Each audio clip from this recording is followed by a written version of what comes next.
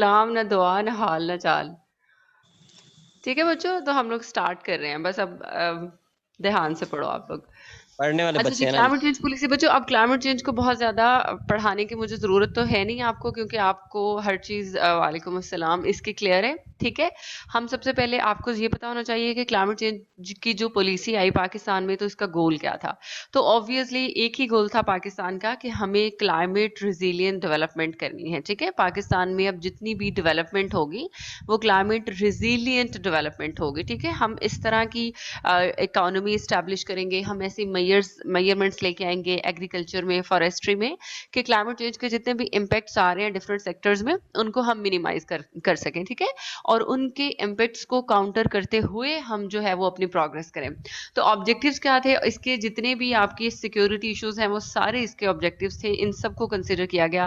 For example economic security. ठीक है, country में जाहिर है अगर क्लाइमेट चेंज है तो इकोनॉमिक सिक्योरिटी आपकी कंप्रोमाइज हो रही है, फूड सिक्योरिटी आपकी कंप्रोमाइज हो रही है। हमने पढ़े ना क्लाइमेट चेंज के impact on food security, climate change के इम्पैक्ट ऑन वाटर सिक्योरिटी, ये वाटर शॉर्टेज, सारे इश्यूज हमने पढ़े थे। ठीक है, एनर्जी सिक्योरिटी, तो ये सारे सेक्टर्स जो हैं वो इन्होंने कवर किए हैं। ये सारा ये ऑब्जेक्टिव्स थे क्लाइमेट चेंज की पॉलिसी के।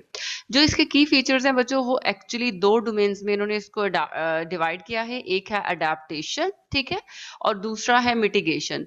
तो इन्होंने कहा कि कुछ सेक्टर्स ऐसे हैं जहां पे आपको अडेप्टेशन मेजर्स लेनी पड़ेंगी, ठीक है, और कुछ सेक्टर्स ऐसे हैं जहां पे आपको मिटिगेशन मेजर्स लेनी पड़ेंगी। फॉर एग्जाम्पल कुछ सेक्टर्स ऐसे हैं जहां पे आप मिटिगेशन नहीं कर सकते। मिटिगेशन का क्या मतलब होता है? मिटिगेशन का मतलब है कि हमने सोर्स को खत्म करना है। ठीक है, उसकी काज को हमने खत्म कर देना है। हमने ग्रीन हाउस गैसेस की जो क्रिएशन है, डेवलपमेंट है, या जो एयर में जा रही हैं, आपके एटमॉस्फेयर में जा रही हैं, हमने इनको खत्म करना है। तो कहीं पे ये पॉसिबल नहीं हो सकता, कुछ सोर्सेज ऐसे हैं। तो फिर उनके लिए हम क्या करेंगे? उनके लिए फिर हम अडेप्टेशन टेक्निक्स फाइंड आउट करेंगे। ठीक है, सो दैट एटलीस्ट हम उनके इम्पैक्ट्स को मिनिमाइज कर सकें। अच्छा, सबसे पहले हम अडेप्टेशन पढ़ रहे हैं। अडेप्टेशन में जो हम पढ़ेंगे वाटर रिसोर्सेज वाले सेक्टर में। ठीक है, वाटर रिसोर्सेज वाले सेक्टर में, वाटर रिसोर्सेज वाले सेक्टर में चूंकि वाटर की शॉर्टेज हो रही है, अब इसका ग्रीन हाउस गैसेस से कोई ताल्लुक नहीं, ये इम्पैक्ट्स में आएगा। तो जहां जहां पे आपको इम्पैक्ट्स को टारगेट करने हैं, आप अडेप्टेशन की तरफ जाओगे। ठीक है, बाकी भी आपको हमेशा कोई ना कोई क्वेश्चन अटेंड करते हुए, या आप अगर कोई ऐसा सेक्टर पढ़ रहे हो या कोई ऐसी चीज टॉपिक, तो आपको पता होना चाहिए कि आप यहाँ पे आप अडेप्टेशन की तरफ जा सकते हैं या मिटिगेशन की तरफ, अगर आप रिकमेंडेशन लिख रहे हैं। तो ऑब्वियसली अगर वाटर शॉर्टेज हो रही है क्लाइमेट चेंज की वजह से, तो आपको वाटर रिसोर्सेज को कंजर्व करने की जरूरत है। ये सब कुछ हमने पढ़ा हुआ है students, each and every point, बल्कि इससे बहुत ज्यादा मैंने आपको पढ़ा रखा है। Conservation of resources, integrated water management, reuse, recycle, treatment of water resources, establishment of new water resources, हमने नेशनल ड्रिंकिंग वाटर में भी हमने डिटेल में पढ़ा। Monitoring, evaluation, water storage and infrastructure, enhancing capacity, ये सारे वो पॉइंट्स हैं जो हमने पढ़े हुए हैं। मैंने आपको ये कहीं ना कहीं सारे तकरीबन लिखवाए हुए हैं। ठीक है, ये पहला आपको जस्ट सेक्टर याद रखने की जरूरत है। क्लाइमेट चेंज की पॉलिसी अगर आ जाएगी तो आप उसकी डिटेल बहुत अच्छे से लिख सकते हो। सेकंड वाले अडेप्टेशन में हम इन्होंने बात की एग्रीकल्चर पे। अब एग्रीकल्चर एंड लाइवस्टॉक, इसमें हम किस तरह से अडेप्टेटिव मेजर्स अडॉप्ट कर सकते हैं सो दैट हमारे जानवरों पे कोई इम्पैक्ट ना आए, हमारी फसलें खराब ना हो। ठीक है, तो इसमें अडेप्टेटिव मेजर्स के लिए भी जो टेक्नोलॉजी का इस्तेमाल होगा, टेक्नोलॉजी के साथ ही आप अडेप्टेशन ले सकते हो। फॉर एग्जांपल हमने पढ़ा फूड सिक्योरिटी वाले में भी पढ़ा, सस्टेनेबल एग्रीकल्चर वाले में पढ़ा, सॉइल की रिकमेंडेशन में हमने पढ़ा कि अगर आप with the help of agricultural improved agri practices लें, पहली बात तो ये, ताकि अगर आपकी जो सॉइल है, एक तो उसकी कैपेसिटी बढ़ जाए, ठीक है, वो ज्यादा न्यूट्रिएंट्स प्रोवाइड करे क्रॉप्स को। दूसरा, आपकी जो वेराइटीज हैं क्रॉप्स की, आप उनको चेंज कर लें। ठीक है, जेनेटिकली मॉडिफाइड वेराइटीज ले आए, हाइब्रिड ब्रीड्स ले आए लाइव स्टॉक में, ऐसी काउ इंट्रोड्यूस करवाएं, बफेलो इंट्रोड्यूस कराएं जो ज्यादा मिल्क प्रोड्यूसिंग हो। ठीक है, जिनकी जो ब्रीड्स हैं वो बहुत अच्छी हों, और ड्राउट टॉलरेंट वेराइटीज हों, आपके पास टेम्परेचर टॉलरेंट रिकम्बिनेंट वैरायटीज हों, ठीक है। तो ये सारी हमने टेक्नोलॉजी का इस्तेमाल करना है। अच्छा, एक और इसमें हम इस्तेमाल कर सकते हैं जीआईएस एंड रिमोट सेंसिंग। हमने पढ़ा है ना डिटेल में, जीआईएस एंड रिमोट सेंसिंग को इस्तेमाल करते हुए चेक करें आपकी सॉइल कैसी है, उसकी क्वालिटी कैसी है, एग्रीकल्चर कहाँ पे हो रही है, लैंड यूज चेंज कहाँ पे हुआ है, और उसके अकॉर्डिंगली एग्रीकल्चरल प्रैक्टिसेस को डिजाइन करें, अकॉर्डिंगली इरिगेशन प्रैक्टिसेस को डिजाइन करें, और जो इम्पैक्ट्स हैं उनको कम करें, ठीक है। ये अडेप्टेशन मेयर्स में आ जाएगा। अच्छा, थर्ड जो सेक्टर हम पढ़ेंगे अडेप्टेशन में, वो ह्यूमन हेल्थ है। अब ह्यूमन हेल्थ एक ऐसी चीज है, इसमें भी आपको अडेप्टेशन मेजर्स ही लेके आनी है। हेल्थ को इम्प्रूव कर सकते हो, आपको ह्यूमन हेल्थ को इम्प्रूव करना है, लोगों को वल्नरेबिलिटी वाले क्राइटेरिया से निकाल लेना है। अगर क्लाइमेट चेंज कहीं पे बहुत ज्यादा हो रहा है और उसकी वजह से ज्यादा ड्राउट आ गई है, उसकी वजह से फैमीन आ रहा है, उसकी वजह से टेम्परेचर बहुत बढ़ गया है, हीट वेव्स आ रही हैं, तो लोगों की हेल्थ जो है उसको फिर आप इम्प्रूव कर लें। ह्यूमन जो है बीइंग्स जो है वो वल्नरेबल है ना, तो आप क्या करें, इम्यून सिस्टम को इम्प्रूव करें लोगों में, ठीक है, इम्यून सिस्टम को। अच्छा, इम्यून सिस्टम हो गया, नर्वस सिस्टम हो गया, साइकोलॉजिकल जो उनकी कैपेबिलिटीज हैं वो, थ्रू एजुकेशन, थ्रू अवेयरनेस, ये सारी। अच्छा, इसके अलावा उन्हें एक्सेस दें, किस चीज़ को, access to medical facilities, at least वहाँ पे अच्छी मेडिकल फैसिलिटीज हो, अगर उन्हें कोई प्रॉब्लम होती है, कोई मसला होता है, तो उनके पास मेडिकल सेंटर्स हों। उन्हें क्लीन ड्रिंकिंग वाटर दें, ताकि वो पहले ही वल्नरेबल हैं, तो पानी अगर वो साफ नहीं पिएंगे तो ज्यादा मसले बन जाएंगे उनकी सेहत के, ठीक है। ये सारी चीजें एप्रोप्रिएट मेजर्स ली जाए वहाँ पे। डिजास्टर मैनेजमेंट जो फैसिलिटीज हैं वो ज्यादा इम्प्रूव होनी चाहिए। अच्छा, इसके अलावा ह्यूमन हेल्थ के साथ साथ उनकी डेवलपमेंट पे काम करना है। तो ये सारी वो चीजें होंगी जो इन ह्यूमन कैपेबिलिटीज को एनहांस कर देंगी, सो दैट वो क्लाइमेट चेंज के इम्पैक्ट्स को एडजस्ट कर सकें, बियर कर सकें। फोर्थ सेक्शन है फॉरेस्ट्री। फॉरेस्ट्री में सिर्फ आपने क्या करना है, प्लांटेशन करनी है और फॉरेस्ट को मैनेज करना है, मैनेजमेंट करनी है। मैनेजमेंट इतनी अच्छी तरह से करें कि आपके फॉरेस्ट पे इम्पैक्ट ना आए, और ज्यादा से ज्यादा प्लांटेशन करें, ताकि जितनी भी डिफॉरेस्टेशन हो चुकी है उसको आप कवर कर सकें। अच्छा, इसमें इन्होंने बहुत अच्छा पॉइंट मेंशन किया कि प्राइवेटाइजेशन ऑफ फॉरेस्ट कर दें। जैसे वो हम बहुत सारे सेक्टर्स में प्राइवेटाइजेशन की तरफ जा रहे हैं, हमारी एयरलाइंस हैं, या कुछ रेलवे के सेक्शंस हैं, या इंडस्ट्रियल सेक्शंस हैं, ताकि जो बर्डन है ना गवर्नमेंट पे वो कम हो जाए, क्योंकि उसके पास और बहुत सारे काम है करने के लिए। अब प्राइवेट सेक्टर में या पब्लिक सेक्टर में लोगों के पास, जो बिजनेसमैन है, बहुत ज्यादा पैसा है, ठीक है, तो क्यों ना वो उनको कहें कि हमसे ये एसेट खरीद लें, ठीक है। और ऑब्वियसली फिर मैनेज तो उनको करना पड़ेगा, क्योंकि हमारे पास रेगुलेशन है, हमारे पास गवर्नेंस है, हमारे पास लॉज हैं, तो उनकी मैनेजमेंट और मॉनिटरिंग और इवैल्यूएशन वैसे ही होगी हमारे रिसोर्सेज की, लेकिन वो प्राइवेट डोमेन में चले जाएंगे, बल्कि वहां पे ज्यादा अच्छा रिसोर्सेज जो है वो मैनेज हो सकेंगे, और गवर्नमेंट को पैसा भी मिल जाएगा जो किसी और जगह पे लगाए जा सकते हैं। फिफ्थ सेक्शन जो था वो बायोडाइवर्सिटी कंजर्वेशन है। बायोडाइवर्सिटी कंजर्वेशन में आप किस तरह से बायोडाइवर्सिटी, इसमें आप किस तरह से अडेप्टेशन कर सकते हैं, थ्रू कंजर्वेशन, ठीक है। आप ये सारी बच्चों प्रैक्टिसेस हमने पढ़ी थी ना, जब आप सीड बैंक एक क्रिएट कर रहे हैं ना, अपने पास सीड रिजर्व्स रख रहे हैं, तो ये आप अडेप्टेशन ही कर रहे हैं। इन केस अगर आपके पास कोई स्पीशी, कोई प्लांट, कोई भी चीज एक्सटिंक्ट हो जाती है, खत्म हो जाती है क्लाइमेट चेंज की वजह से, तो आपके पास उसके सीड्स हों, उसके आर्गन्स हों, उसके जीन्स हों, ताकि आप दोबारा से उनको इंट्रोड्यूस करवा सकें। बोटेनिकल गार्डन्स हो, जू हो आपके पास, ठीक है, जेनेटिकली मॉडिफाइड वेराइटीज, तो ये सारे अडेप्टेशन में आ जाएगा। सिक्स्थ सेक्टर जो है वो डिजास्टर प्रिपेयर्डनेस है। डिजास्टर प्रिपेयर्डनेस बहुत इंपॉर्टेंट है क्लाइमेट चेंज के इम्पैक्ट्स को काउंटर करने के लिए। क्लाइमेट चेंज की वजह से ही सारे डिजास्टर्स आते हैं जितने भी, और उन सब के इम्पैक्ट्स को, अगर कोई स्टॉर्म है, कोई हरिकेन है, कोई साइक्लोन है, कोई सुनामी है, उनका जैसे ही इम्पैक्ट्स आएगा, हमारे पास उसको काउंटर करने के लिए एक ही चीज होगी, और वो हमारा डिजास्टर मैनेजमेंट प्लान होगा, ठीक है। वो जितना इफेक्टिव होगा, हम उतनी ही जल्दी उसके इम्पैक्ट से बाहर निकल सकेंगे, उतना ही ज्यादा हम अपनी जो ह्यूमन कम्युनिटीज है उनको प्रोटेक्ट कर सकेंगे। अच्छा, सेवंथ और लास्ट सेक्शन जो है वो और भी बहुत ज्यादा है, लेकिन बच्चों वो पढ़ने की जरूरत नहीं है, आपको बिल्कुल उनकी डिटेल्स में जाने की जरूरत नहीं है। These are the most important sections, और ये आपकी मेन लाइन में आते हैं, ठीक है, मतलब डेवलपमेंटल पॉइंट ऑफ व्यू से, ह्यूमन पॉइंट ऑफ व्यू से, सोशल पॉइंट ऑफ व्यू से, पॉलिटिकल पॉइंट ऑफ व्यू से, तो ये मेन सेक्टर्स हैं जिसमें काम करने की ज़रूरत है या काम हो रहा है। बाकी उन्होंने बहुत सारी माउंटेन्स और ग्रासलैंड्स और पता नहीं क्या-क्या कुछ ऐसे sectors just to fill the gap या वो एक कोटा पूरा करने के लिए उनकी डिटेल में जाने को या वो पढ़ने की आपको ऐसा कुछ खास ज़रूरत नहीं है। सोशियो इकोनॉमिक मेजर्स लास्ट है। सोशियो इकोनॉमिक मेजर्स में फॉर एग्जांपल आप क्या लिख सकते हैं, पावर्टी, ठीक है, ये एक सोशल इशू है, इसको ख़त्म करना बहुत ज़रूरी है ताकि लोग क्लाइमेट चेंज के इम्पैक्ट्स को बियर कर सकें। अच्छा, इसके अलावा जेंडर गैप ख़त्म करना बहुत ज़रूरी है, क्योंकि जब किसी चीज़ के इम्पैक्ट्स आते हैं ना, फॉर एग्जांपल मैं आपको एम्प्लॉयमेंट की एग्जांपल देती हूँ। अगर अनएम्प्लॉयमेंट है, बेरोजगारी है बहुत ज़्यादा, ठीक है, और कोई एक फैमिली है, जाहिर है उनको बहुत ज़्यादा प्रॉब्लम्स हैं, लेकिन वहाँ पे कमाने वाला सिर्फ मेल है, ठीक है, तो क्या उनके पास बहुत अच्छा प्लान होगा अच्छी लाइफ में को गुजारने का, या अगर वो बहुत सारे प्रॉब्लम्स फेस कर रहे हैं जिनका ताल्लुक क्लाइमेट चेंज से है या जो क्लाइमेट चेंज की वजह से हो रहे हैं, तो अगर सारी रिस्पॉन्सिबिलिटी मेल पे या मेन के शोल्डर्स पे रहेगी तो ऑब्वियसली क्लाइमेट चेंज के इम्पैक्ट्स को इतनी अच्छी तरह से काउंटर नहीं किया जाएगा। अडेप्टेशन की मेयर्स की जो इफेक्टिवनेस है, इम्प्लीमेंटेशन है, वो 100% नहीं होगी, फैमिली क्राइसिस में रहेगी, ठीक है। तो वुमेन की फुल पार्टिसिपेशन बहुत ही क्रिटिकल है क्लाइमेट चेंज के इम्पैक्ट्स को मिनिमाइज करने के लिए। इसके लिए वुमेन की फुल पार्टिसिपेशन के लिए आपको एक ही स्टेप लेना पड़ेगा और वो है जेंडर गैप को खत्म करना। इसके अलावा आप नहीं कर सकते। अच्छा बच्चों, अगर अब हम मिटिगेशन में देखें तो मिटिगेशन में ऑब्वियसली हम उन सेक्टर्स की बात करेंगे जो सोर्स है ग्रीन हाउस गैसेस का, ठीक है, जो सोर्स है ग्रीन हाउस गैसेस का, ताकि हम ग्रीन हाउस गैसेस की जो एमिशन है उसको कम कर सकें।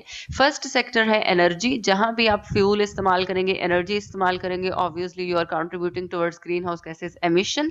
तो आपने क्या करना है, सारी वही मेजरमेंट्स, फ्यूल को चेंज करना है, रीन्यूएबल एनर्जी रिसोर्सेज पे जाना है, बायोफ्यूल की तरफ जाना है, waste to heat recovery projects लगाने हैं पाकिस्तान में, एनर्जी एफिशिएंसी को इंक्रीज करना है। सेकंड आपका सेक्टर है ट्रांसपोर्ट। ट्रांसपोर्ट में बच्चों सारा वही रोड ट्रांसपोर्ट जो है वो आपने इम्प्रूव करनी है, पब्लिक ट्रांसपोर्ट लेके आना है, रेलवे और एविएशन जो है उसमें आपने एफिशिएंट सिस्टम बनाने हैं। अच्छा, इसमें उन्होंने एक नया कॉन्सेप्ट दिया था, अंडरग्राउंड ट्रांसपोर्ट सिस्टम। अच्छा, इससे क्या हो गया, क्या ग्रीन हाउस गैसेस की एमिशन कम हो जाएगी? नहीं, वो कम नहीं होगी। अंडरग्राउंड ट्रांसपोर्ट सिस्टम जब आप लेके आएंगे ना, खासतौर पर अंडर मेरीन, सब मेरीन ट्रांसपोर्ट सिस्टम, ये एक दूसरा अच्छा पॉइंट इस पॉलिसी में मेंशन किया गया था, but this is not a realistic point, particularly in Pakistan. हमारे पास दरमियान में कहीं पे समंदर आपको नजर आता है बच्चों, कि आप एक शहर से दूसरे शहर में जाना है तो आपने किसी समंदर से गुजर के जाना है या किसी दरिया से गुजर के जाना है, ऐसा कुछ नहीं। यहाँ से हम कह सकते हैं कि इसमें कोई क्रिएटिविटी नहीं थी इस पॉलिसी में, ठीक है। ये जो मेजरमेंट है वो कंट्रीज लेके आए हैं, जैसे फॉर एग्जांपल टर्की है, या कनाडा कह लें, ठीक है, इस तरह के, ऑस्ट्रेलिया, तो वहाँ पे जहाँ पे जो आप मैरीन में हैं या जिनके इर्द गिर्द, तो वो वहाँ पे ये पॉइंट इंप्लीमेंट हो सकता है। तो वो लोग क्या कर रहे हैं, अंडर मैरीन और underground railway system, transport system बना रहे हैं ताकि ग्रीन हाउस गैसेस की जो एमिशन हो वो नीचे रहे, ठीक है, वो आपकी एटमॉस्फेयर में ना जाए, जिससे क्लाइमेट चेंज ना हो। अच्छा जी, सेकंड पॉइंट, थर्ड जो था वो था सिटी प्लानिंग। सिटी प्लानिंग भी आपका अब मिटिगेशन में कैसे आएगी, क्योंकि आपको ग्रीन हाउस गैसेस की एमिशन को कम करना है। जो एक सिटी होता है ना, उसमें टाउन है, वेस्ट मैनेजमेंट चल रही है, वाटर ट्रीटमेंट प्रोजेक्ट्स लगे हुए हैं, वहाँ पे एनर्जी प्रोजेक्ट्स लगे हुए हैं, ठीक है, वहाँ पे इंडस्ट्रीज लगी हुई हैं, एक सिटी इटसेल्फ आप समझ लें ग्रीन हाउस गैसेस की एमिशन में कंट्रीब्यूट कर रहा है। तो आपने सिर्फ एफिशिएंट सिटी लेके आना है, सस्टेनेबल सिटी का कॉन्सेप्ट आपने सारा यहाँ पे लिख देना है, ठीक है, जहाँ पे वॉकिंग पाथवेज होंगे, जहाँ पे इम्प्रूव्ड हाउसेस होंगे, एफिशिएंट हाउसेस होंगे, जहाँ पे बेटर हाउसिंग होगा विद क्लीन प्रैक्टिसेस, जहाँ पे सोलर एनर्जी के प्रोजेक्ट्स होंगे, जहाँ पे वेस्ट मैनेजमेंट बहुत अच्छी हो रही होगी, जहाँ पे वाटर ट्रीटमेंट सिस्टम्स बड़े इफेक्टिव होंगे, ठीक है, ताकि गैसेस के इमिशंस कम हो। फोर्थ सेक्शन है या पॉइंट है कार्बन सिक्वेस्ट्रेशन। कार्बन सिक्वेस्ट्रेशन है ही ग्रीन हाउस गैसेस की इमिशन को कम करने के लिए। कार्बन सिक्वेस्ट्रेशन का मतलब है, मैंने आपको डिटेल में पढ़ाया था कि कार्बन डाइऑक्साइड को आपने कहीं से कैप्चर करना है, ठीक है, और सिंपली उसको कहीं पे स्टोर कर देना है। इसमें टेरेस्ट्रियल, ओशन और जियोलॉजिकल आप तीनों लिखेंगे। फिफ्थ में एग्रीकल्चर एंड लाइफस्टाइल। अच्छा, अब ये दोनों में आता है, ग्रीन हाउस गैसेस की इमिशन को कम करने के लिए आप यहाँ पे मेजरमेंट्स ले सकते हो, और अडेप्टेशन में भी। कैसे? आपको पता है agriculture is also a source of greenhouse gases, ठीक है ना ऐसा ग्रीन हाउस गैसेस की इमिशन। राइस जब आप प्लांट करते हैं तो मिथेन एमिशन होती है बहुत ज्यादा, और मिथेन जो है वो second major greenhouse gas है, ठीक है, second major greenhouse gas. इसी तरह बच्चों जो लाइफ स्टॉक है उसका वेस्ट, ठीक है, जितना भी वेस्ट लाइफ स्टॉक का है वो मेजर सोर्स है मिथेन की प्रोडक्शन का। तो अब इसमें आपको क्या करना है, जीरो टिलेज की तरफ जाना है, ठीक है, ताकि आपको बहुत ज्यादा कल्टीवेशन प्रैक्टिसेस की तरफ ना जाना पड़े जिससे ग्रीन हाउस गैसेस की एमिशन हो रही हो। मैंने आपको तब भी पढ़ाया था राइस के लिए अल्टरनेटिव टेक्नोलॉजीज लेके आनी पड़ेगी। लाइफ स्टॉक में आपको जो है वो जीन्स जो है वो चेंज करनी पड़ेगी, ताकि आप न्यू ब्रीड्स इंट्रोड्यूस करवानी पड़ेगी ताकि उनके वेस्ट में वो वाली प्रोडक्ट्स ना जाए जिससे मिथेन की एमिशन होती है, ठीक है जी। और 6 पॉइंट बच्चों इसमें आप लिखेंगे कैपेसिटी इन्हांसमेंट का। कैपेसिटी एनहांसमेंट, कैपेसिटी एनहांसमेंट से कैसे ग्रीन हाउस गैसेस की इमिशन कम होगी। कैपेसिटी एनहांसमेंट का मतलब है कि आपको अपनी इंस्टीट्यूशनल कैपेसिटी भी इंप्रूव करनी है, इंस्टीट्यूशनल कैपेसिटी, और आपको अपनी डेवलपमेंट कैपेसिटी भी इंप्रूव करनी है, ठीक है, डेवलपमेंट। अच्छा, अब इंस्टीट्यूशनल और डेवलपमेंट कैपेसिटी का यहाँ पे क्या मतलब है और उससे कैसे ग्रीन हाउस गैसेस की।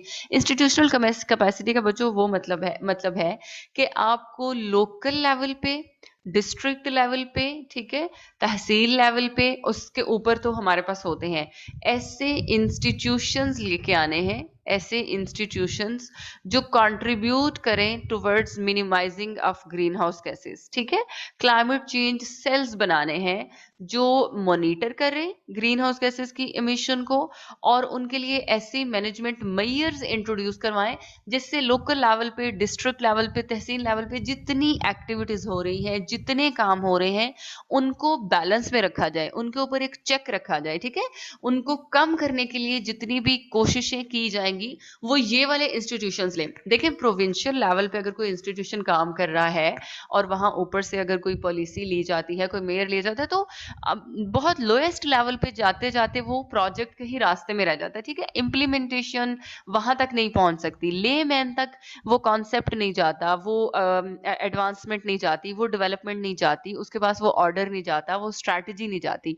तो हम और आप जो भी एक्टिविटीज कर रहे हैं जिससे ग्रीन हाउस गैसेस की इमिशन हो रही है, हमें रोकने के लिए हमारी ही कम्युनिटी में कोई सेल होना चाहिए, कोई इंस्टीट्यूशन होना चाहिए, ठीक है। होप आपको समझ आ गई होगी। डेवलपमेंट कैपेसिटी को आपने इस तरह से एनहांस करना है कि आपकी जितनी भी डेवलपमेंट प्रोजेक्ट्स होंगे जो आपके मैनेजमेंट लेवल पे लिए जाते हैं या पॉलिसीज इंट्रोड्यूस करवानी चाहिए, उनके अंदर इतनी कैपेसिटी हो, उनके पास इतनी अच्छी रिसर्च हो कि वो ग्रीन हाउस गैसेस की एमिशन करने वाली एक्टिविटीज को अपनी डेवलपमेंटल एक्टिविटीज का हिस्सा ना बना सकें। 7th में बच्चों आप लिखेंगे international and regional cooperation. International and regional cooperation जो है इट इज मैंडेटरी कि आप ग्रीन हाउस गैसेस की इमिशन को अगर कम करना चाहे, इसमें सारे आपके इंटरनेशनल एग्रीमेंट्स आ जाएंगे जो हम अभी पढ़ेंगे भी, ठीक है।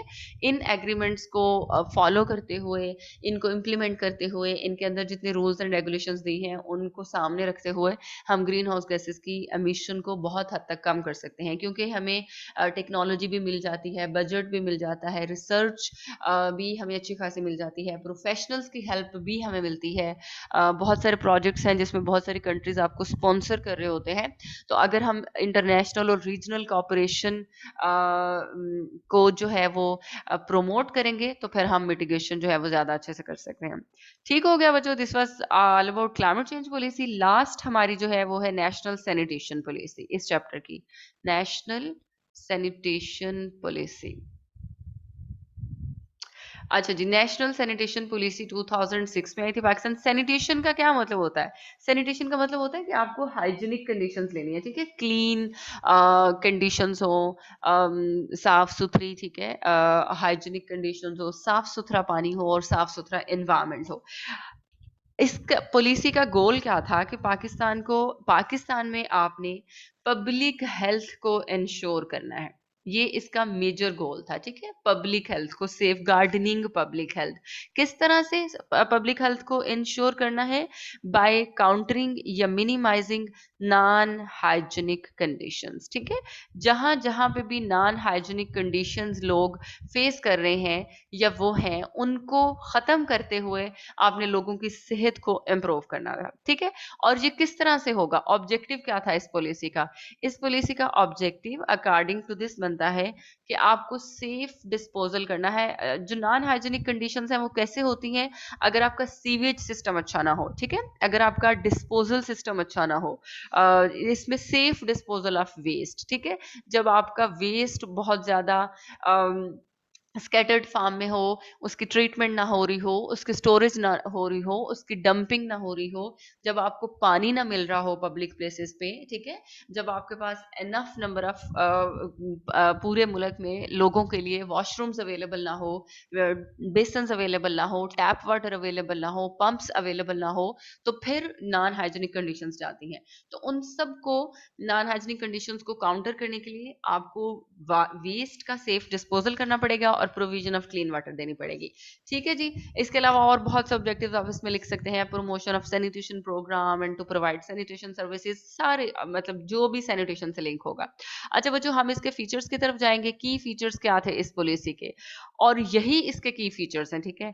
फर्स्ट फीचर, अब हमेशा की तरह जो भी आपकी नेशनल पॉलिसी होती है उसका मोस्टली यही होता है कि जितने भी फाइनेंसेस होंगे वो गवर्नमेंट की तरफ से होंगे, ठीक है, क्योंकि गवर्नमेंट ये पॉलिसी दे रही है। अच्छा बच्चों, यहाँ से भी आप एक पॉइंट निकाल सकते हैं, अगर आप रिकमेंडेशंस दें लास्ट में या आप क्रिटिकल एनालिसिस दें, तो आपको नहीं लगता कि गवर्नमेंट को इसमें पब्लिक को स्टेक होल्डर बनाना चाहिए, या प्राइवेट पब्लिक पार्टनरशिप की तरफ जाना चाहिए, या कुछ चीज़ों की प्राइवेटाइजेशन कर देनी चाहिए, ठीक है, या full participation of public ensure करवानी चाहिए, ताकि पॉलिसी की एटलीस्ट इम्प्लीमेंटेशन तो हो ना। अच्छा, जब भी पॉलिसी की इम्प्लीमेंटेशन में कोई मसला आता है, सबसे पहला मसला भी यहाँ से आता है।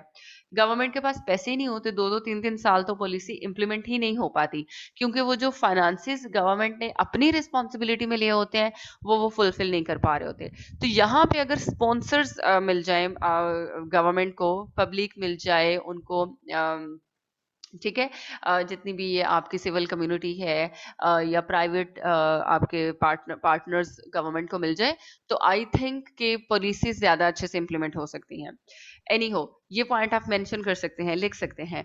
सेकंड बच्चों पॉइंट था इसका कि इन्होंने ना कुछ सैनिटेशन मॉडल इंट्रोड्यूस करवाए, ठीक है, जिसके अकॉर्डिंग पाकिस्तान में सैनिटेशन की कंडीशंस इंप्रूव होंगी। सैनिटेशन मॉडल्स जो थे उसमें पहला मॉडल था sewage and waste treatment technologies, ठीक है, वेस्ट ट्रीटमेंट टेक्नोलॉजीज, कि पाकिस्तान में सीवेज और वेस्ट ट्रीटमेंट टेक्नोलॉजीज इंट्रोड्यूस करवाई जाएंगी, ठीक है, टेक्नोलॉजीज।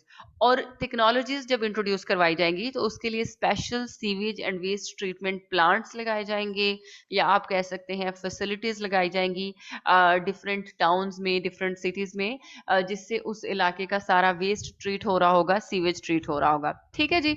अच्छा, अब ये कहाँ कहाँ पे होगा, ये इस मॉडल में उन्होंने ये भी मेंशन किया, ऐसे विलेजेस जहां पे पॉपुलेशन मोर देन 1000 होगी, ठीक है, 1000 से ज्यादा लोग जहां पे रह रहे हैं, वहां पे हम ये प्लांट लगाएंगे, वहां पे हम ये फैसिलिटी लगा के देंगे। ये गवर्नमेंट की रिस्पॉन्सिबिलिटी होगी कि वहां पे sewage and waste treatment plant उस विलेज में लगा के दे लोगों को, ठीक है।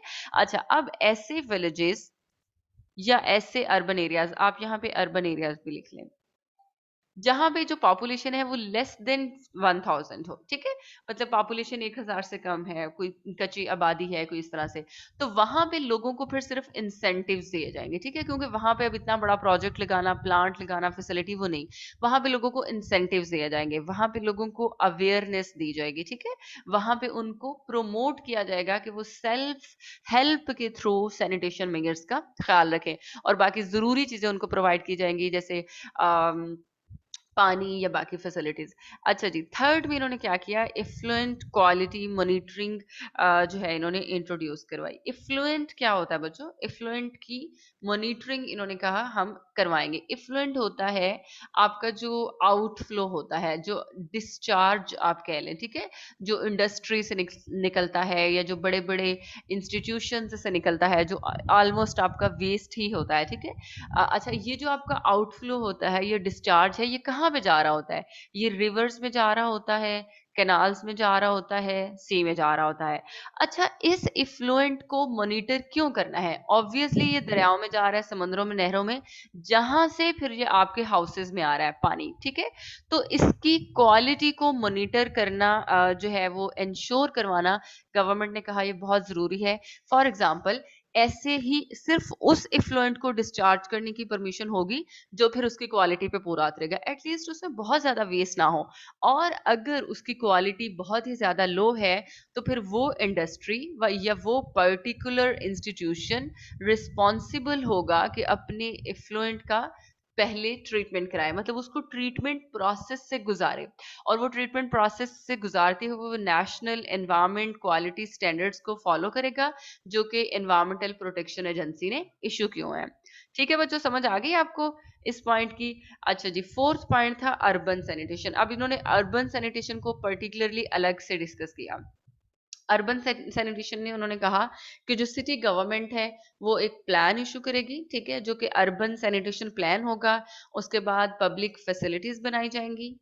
पब्लिक फैसिलिटीज का मतलब है कि अगर फॉर एग्जांपल कोई मार्केट है, ठीक है, कोई हॉस्पिटल है, कोई गवर्नमेंट की बिल्डिंग है, ठीक है, कोई बच्चों स्टेशन है, बस स्टेशन, मेट्रो, तो ये सारी पब्लिक फैसिलिटीज होती हैं। अब पब्लिक फैसिलिटीज पे सैनिटेशन इंश्योर करवाने का मतलब है कि वहां पे क्लीन ड्रिंकिंग वाटर की प्रोविजन करवाना, वहां पे टॉयलेट्स जो है वो इंश्योर कराना, लोगों को फैसिलिटी होनी चाहिए। वहां पे हैंड वॉशिंग की फैसिलिटी जो है वो देना लोगों को, ठीक है। तो वहां पे पंप्स वगैरह इंस्टॉल करवाना, ये सारी फैसिलिटीज जो है ये सैनिटेशन फैसिलिटीज में आती हैं, पब्लिक फैसिलिटीज में आती हैं। विलेजेस के निस्बत अर्बन सैनिटेशन इस लिहाज से फिर ज्यादा मैटर करती है क्योंकि वहां पे पॉपुलेशन बहुत ज्यादा होती है, गैदरिंग बहुत ज्यादा होती है और लोगों को इन चीजों की ज्यादा जरूरत होती है। अच्छा जी, फिफ्थ पॉइंट जो था वो रूरल सैनिटेशन है। अच्छा, रूरल सैनिटेशन ये ऑलमोस्ट इसमें वही था जो सैनिटेशन मॉडल में। रूरल सैनिटेशन में उन्होंने कहा कि चूंकि एग्रीकल्चर बहुत ज्यादा होती है, ठीक है, एग्रीकल्चर ये मतलब विलेजेस में ये याद आता है। अच्छा, एग्रीकल्चर से जो वेस्ट वाटर निकलता है या एग्रीकल्चर का जितना वाटर है वो अगर उस इलाके की सैनिटेशन कंडीशंस को खराब कर रहा है तो उसकी ट्रीटमेंट पे ज्यादा काम किया जाएगा, ठीक है, कि एग्रीकल्चर से निकलने वाले वेस्ट वाटर को आप किस तरह से मैनेज कर रहे हैं, डील कर रहे हैं।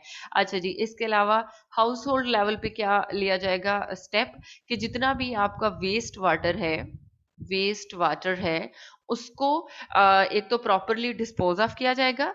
दूसरा, अगर उसको रीयूज किया जा रहा है घरों में due to shortage of water, अगर वेस्ट वाटर को रीयूज किया जा रहा है, it will be reused after recycling, ठीक है। तो ट्रीटमेंट के प्रोसेस से गुजर के, फिल्ट्रेशन के प्रोसेस से गुजरने के बाद ही आप उस वेस्ट वाटर को यूज कर सकेंगे। बाकी एजुकेशन, अवेयरनेस और ये सारे पॉइंट्स लिखे हुए थे। 6 पॉइंट बच्चों उन्होंने हॉस्पिटल वेस्ट पे, हॉस्पिटल वेस्ट भी बहुत ज्यादा कंट्रीब्यूट करता है सैनिटेशन कंडीशंस को। Hospital waste management rules proper mention किए गए कि इनको सामने रखते हुए आप जब किसी सिटी का हॉस्पिटल वेस्ट मैनेज कर लेंगे तो वहां पे सैनिटेशन मेजर्स ऑटोमेटिकली इंट्रोड्यूस हो जाएंगी। अच्छा जी, 7th पॉइंट था डिजास्टर एरियाज का, कि जो डिजास्टर ऐसे एरियाज जो बहुत ज्यादा डिजास्टर को प्रोन होते हैं वहां पे भी सैनिटेशन की जरूरत होती है। वहां पे भी लोगों को क्लीन कंडीशंस चाहिए, हाइजीनिक कंडीशंस चाहिए। तो इन उन एरियाज के लिए भी सैनिटेशन प्रोग्राम्स लेके आए क्योंकि वहां पे बच्चों बहुत ज्यादा वाटर पोल्यूशन हो जाती है, वहां पे डिजीजेस बहुत ज्यादा फैल जाती हैं, ठीक है, वहां पे वेस्ट को डिस्पोज करने के प्रॉपर जो है वो मेथड्स नहीं होते, वहां पे लोगों के पास सैनिटेशन फैसिलिटीज भी नहीं होती। तो वहां उन एरियाज को भी फोकस में रखना इस पॉलिसी का कंसर्न था। अच्छा, 8th में इन्होंने कहा जो लोकल गवर्नमेंट है उसको रिस्पॉन्सिबल कर दिया जाएगा, जो कि डिस्ट्रिक्ट लेवल पे और तहसील लेवल पे, कि वो उस पर्टिकुलर एरिया की सैनिटेशन मेजर्स को जो है वो करवाए, इंश्योर। अच्छा जी, 9th पॉइंट था पॉलिसी इंस्ट्रूमेंट। पॉलिसी इंस्ट्रूमेंट का मतलब है कि ऐसे कौन से हमारे पास इंस्ट्रूमेंट होंगे जिनसे हम इस पॉलिसी को इम्प्लीमेंट करवा सकेंगे। ये एक अच्छा पॉइंट है जो आपको क्रिटिकल एनालिसिस में लिखना है, इससे पहले आपको किसी पॉलिसी में नहीं मिलेगा। इन्होंने सिर्फ साथ मेंशन किया कि हमें पॉलिसी इम्प्लीमेंट कैसे करानी है भाई, इसको इम्प्लीमेंट भी कराना है, एग्जीक्यूट भी कराना है। तो हमने ये देखना है कि हमारे पास इसके लिए कोई हमारे पास कोई इंस्ट्रूमेंट है, हमारे पास कोई मेथड है, हमारे पास क्या वे है, हमारे पास वे फॉरवर्ड क्या है, प्लेटफॉर्म क्या है। बाकी कहीं पे आपको ये नहीं मिलेगा। इंस्ट्रूमेंट के लिए उन्होंने कहा कि हम पूरी कंट्री में रेगुलेशंस बनाएंगे, ठीक है। हम इस पॉलिसी को सामने रखते हुए ऐसे रूल्स बनाएंगे, ऐसे प्रोटोकॉल्स लेके आएंगे जो इस पॉलिसी के डिफरेंट पॉइंट्स को इम्प्लीमेंट करवा रही होंगी, ठीक है, लोकल लेवल पे या स्मॉल लेवल पे ये सारी चीजें इंट्रोड्यूस करवाएंगे।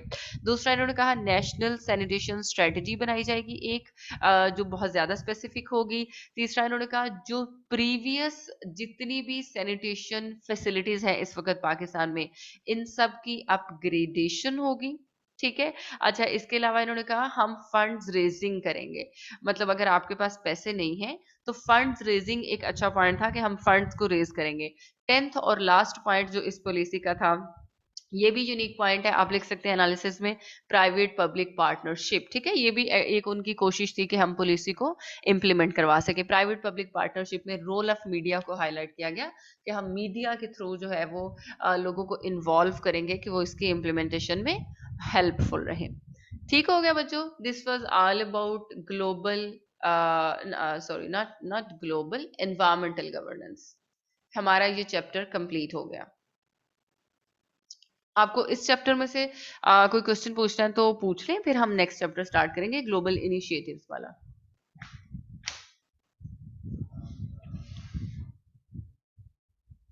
आज स्ट्रेंथ कम है ना, कुछ एक दो स्टूडेंट आई गेस क्लास में नहीं है, उन्हीं के लिए शायद क्लास रिकॉर्ड की जा रही है।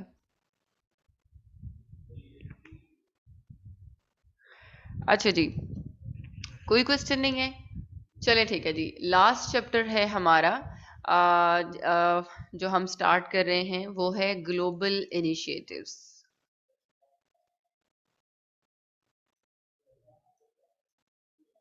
अच्छा बच्चों, जो ग्लोबल इनिशिएटिव्स है ना, ग्लोबल इनिशिएटिव्स का मतलब था कि वो वाले सारे इनिशिएटिव्स या वो वाले सारे स्टेप्स जो डिफरेंट कंट्रीज ने मिलके लिए किसी एक प्लेटफॉर्म के थ्रू, जिनका मकसद सिर्फ ये था कि पूरी दुनिया में क्लाइमेट चेंज जो हो रहा है, ग्लोबल वार्मिंग जो हो रहा है, जो लाइफ जहाँ जहाँ पे है उसको जो जो भी मसाइल आ रहे हैं उन सबको हम सॉल्व करें, ठीक है।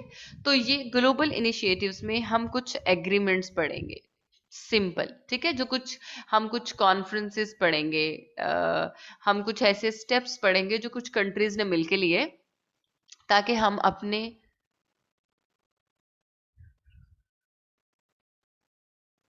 हाँ हाँ बिल्कुल आगे पीछे हो सकती है, कोई मसला नहीं। प्रॉपर ऑर्डर में लिखने की आपको जरूरत नहीं है, आप जैसे मर्जी लिख सके, लेकिन आपको उस पॉलिसी के मेन की पॉइंट्स का पता होना चाहिए, एटलीस्ट आप सबको एड्रेस करें, ठीक है।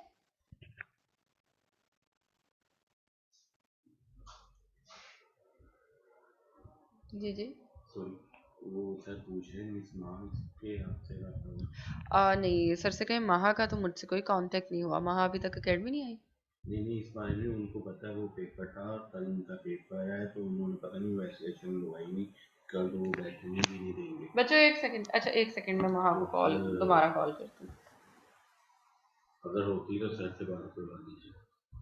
अच्छा सर से उनकी बात करवा, ठीक है यासर भाई, मैं आपको भी बता देती हूँ। मुझे प्लीज पानी ला दे, और ठंडा पानी नहीं हो। बच्चों जस्ट 2 मिनट्स।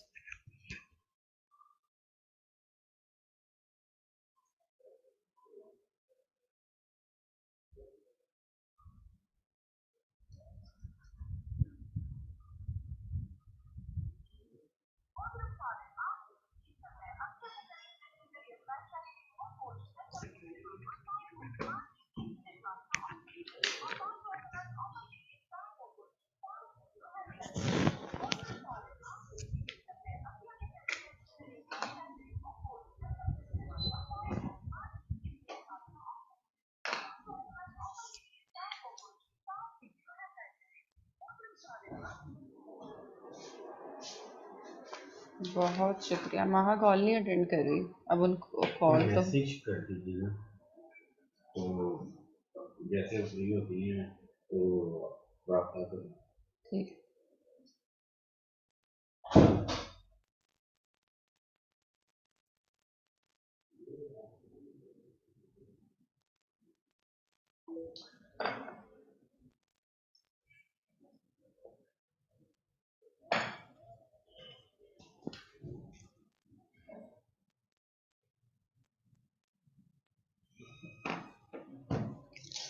अच्छा जी।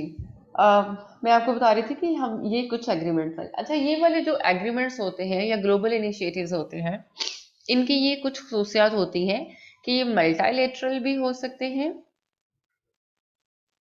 ठीक है। मल्टीलेटरल का मतलब है कि मतलब दो कंट्रीज के दरमियान, तीन के दरमियान, चार के दरमियान, पांच के दरमियान, और ये बहुत सारी कंट्रीज मिलकर भी ले सकते हैं। ये बाइलेटरल भी हो सकती है। बाइलेटरल का मतलब है दो, फॉर एग्जांपल पाकिस्तान और चाइना मिलके जो है वो कोई स्टेप ले लें। अच्छा, ये रीजनल लेवल पे भी हो सकते हैं बच्चों। रीजनल लेवल का मतलब है कि साउथ एशिया की जो कंट्रीज हैं वो मिलके रीजनल लेवल पे साउथ एशिया के लिए कोई स्टेप ले लें या कोई एग्रीमेंट आपस में कर लें। ठीक है जी। अच्छा, इसके अलावा ये ग्लोबल लेवल पे भी हो सकते हैं। ग्लोबल लेवल का मतलब है यूनाइटेड नेशन के प्लेटफॉर्म के थ्रू 193 या 194 या 195 कंट्रीज मिलके ये सारा स्टेप ले लें। ठीक है। अच्छा, इसके अलावा क्या होता है, एक तो पहली बात आप लोगों ने ये जहन में रखनी है इन एग्रीमेंट्स को लेके, ये इसकी पहली करेक्टरिस्टिक्स आप देख लें। दूसरा इसका ये होता है कि जो कंट्रीज होती हैं इसमें, इन एग्रीमेंट्स में, वो बाउंड हो जाती है। ठीक है। इसको फुलफिल करने में, अगर ये ग्लोबल लेवल पे है, रीजनल लेवल पे है, और ये इसमें कोई ऐसा प्लेटफॉर्म इन्वॉल्व है, कोई ऐसा इंस्टीट्यूशन इन्वॉल्व है जिसके थ्रू ये सारा प्रोसेस हो रहा है, तो फिर कंट्रीज बाउंड होती हैं उस एग्रीमेंट को पूरा करने के लिए, फुलफिल करने के लिए। अच्छा, जब कंट्रीज बाउंड हो जाती हैं तो फिर कौन कौन सी चीजें सामने आती हैं?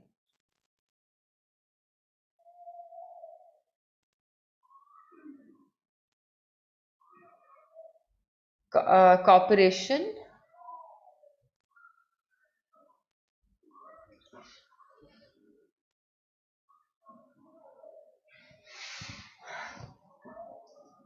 बचे जस्ट 1 मिनट। अतीक।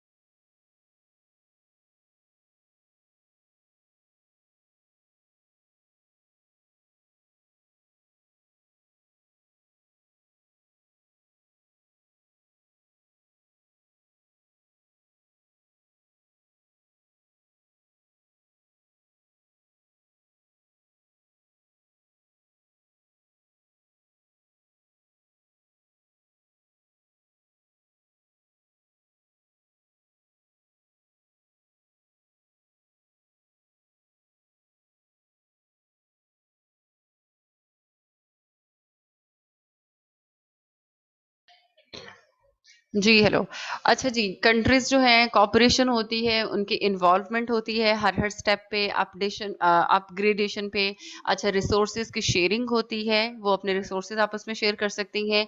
उनको बहुत सारे पॉइंट्स पे कंप्रोमाइज़ेज़ करने पड़ते हैं। अगर कोई एक कंट्री कोई ऐसे प्रोजेक्ट्स लगा रही है या डेवलपमेंट लगा रही है जिससे दूसरे वाले का नुकसान हो रहा है, तो उसको उस पे कंप्रोमाइज़ करना पड़ता है। ओवरऑल सस्टेनेबल डेवलपमेंट इंश्योर हो जाती है। ठीक है? अच्छा, इसके अलावा बच्चों इसमें आपने एक और पॉइंट याद रखना है। एक तो होता है ना कि डायरेक्ट आप जो है ऑब्लिगेटरी बन जाते हो। ठीक है। एक होता है इनडायरेक्ट। इनडायरेक्ट भी आपके ऊपर इम्पैक्ट्स आ सकते हैं ग्लोबल एग्रीमेंट अगर होता है दुनिया में। फॉर एग्जाम्पल, ये एक एग्रीमेंट हुआ जिसका पार्टिसिपेंट है पाकिस्तान और है चाइना और है इंडिया। ठीक है। अब क्या होता है कि इंडिया अगर रिस्पॉन्सिबल है ग्रीन हाउस गैसेस की इमिशन के लिए, आल्दो ये एग्रीमेंट का हिस्सा नहीं है, ठीक है, वो जो एग्रीमेंट हुआ वो पाकिस्तान और चाइना के दरमियान हुआ, ठीक हो गया। अच्छा, अब ये दोनों कमिटमेंट करते हैं कि हम इंडिया के साथ कोई ट्रेड नहीं करेंगे, ठीक है, क्योंकि इंडिया ग्रीन हाउस गैसेस की इमिशन कर रहा है जिसकी वजह से हम दोनों सफर कर रहे हैं। तो इंडिया पे इनडायरेक्ट इम्पैक्ट आ जाएंगे और वो इनडायरेक्ट बाउंड हो जाएगा ग्रीन हाउस गैसेस की इमिशन को कम करने के लिए, क्योंकि अगर वो ग्रीन हाउस गैसेस की इमिशन को कम नहीं करेगा तो ये दोनों उसके साथ ट्रेड नहीं करेंगे। अब Aldous India is not a participatory नहीं है, लेकिन इस एग्रीमेंट ने इंडिया के ऊपर भी, थर्ड पार्टी के ऊपर भी एक चेक रख दिया, ठीक है।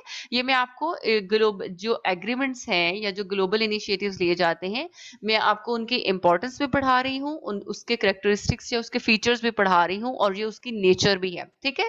तो ये मैं क्लियर कर रही हूँ कि एग्रीमेंट्स क्या होते हैं, किस तरह काम करते हैं। अच्छा, नेक्स्ट बच्चों आपने ये याद रखना है कि ये जो एग्रीमेंट्स होते हैं ये जनरलाइज्ड इन नेचर होते हैं, बड़ी जनरल से इनकी नेचर होती है, क्योंकि ये कोई कन्वेंशन हो सकती है, ठीक है। कन्वेंशन का मतलब है कि कोई कॉन्फ्रेंस हो रही है वर्ल्ड लेवल पे, ठीक है, उसके अंदर जो है सारी कंट्रीज कोई एक एजेंडा डिस्कस करें और उस पे एक कन्वेंशन पास कर लें, ठीक है। उसके ऊपर फॉर एग्जांपल कोई साइन कर लें, कोई एग्रीमेंट कर लें, कोई डील कर लें, कोई ट्रीटी साइन कर लें, ये कन्वेंशन, ट्रीटी, ये सिमिलर जो है वो टर्म्स है। अगर कोई कॉन्फ्रेंसेस हो रही हैं, कोई सेमिनार्स हो रही हैं, तो वहां पे बहुत सारी कन्वेंशंस पास हो सकती हैं, वहां पे बहुत सारी ट्रीटीज साइन हो सकती हैं।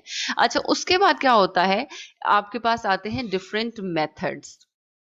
ये वाले जो मेथड्स होते हैं इस जर्नलाइज्ड नेचर को स्पेसिफाई कर देते हैं। फॉर एग्जांपल अगर मैं यहाँ पे आपको एग्जांपल दूं, United Nation framework convention to combat climate change, ये एक कन्वेंशन थी जिसमें उन्होंने बताया कि हम क्लाइमेट चेंज को काउंटर करेंगे, ग्रीन हाउस गैसेस की मेयर को कम करेंगे। लेकिन क्योटो प्रोटोकॉल ने हमें एक मेथड दिया जिससे आप ग्रीन हाउस गैसेस के मेयरमेंट को कम करेंगे। तो फिर हम क्या करते हैं, इस एग्रीमेंट के बाद नेक्स्ट स्टेज पे जब जाते हैं तो प्रोटोकॉल पे जाते हैं, ठीक है। जैसे मॉन्ट्रियल प्रोटोकॉल है, क्योटो प्रोटोकॉल है, कार्टेगिना प्रोटोकॉल है बायोडाइवर्सिटी के लिए। अच्छा जी, इसके अलावा बच्चों ये एग्रीमेंट्स लीगली बाइंडिंग भी हो सकते हैं और नॉन लीगली बाइंडिंग भी हो सकते हैं। लीगली और नॉन लीगली क्या होता है, ये मैं अभी आपको इनका प्रोसीजर पढ़ाऊंगी। तो फिर नजम ये दरवाजा बंद कर दें, तो फिर मैं आपको डिटेल में, अभी आपको ये कॉन्सेप्ट समझ आ जाता है। ठीक हो गया बच्चों। इसका प्रोसीजर पढ़ने से पहले हम इसकी इंपॉर्टेंस को देख लेते हैं थोड़े और डिफरेंट पॉइंट से। इसकी इंपॉर्टेंस क्या हो सकती है, अगर कोई एग्रीमेंट है, कोई साइन हो गया है, कोई कॉन्फ्रेंस हो गई है, कोई कन्वेंशन हो गई है, डिफरेंट नेशंस हैं, उन्होंने मिलकर कोई स्टेप लेना है।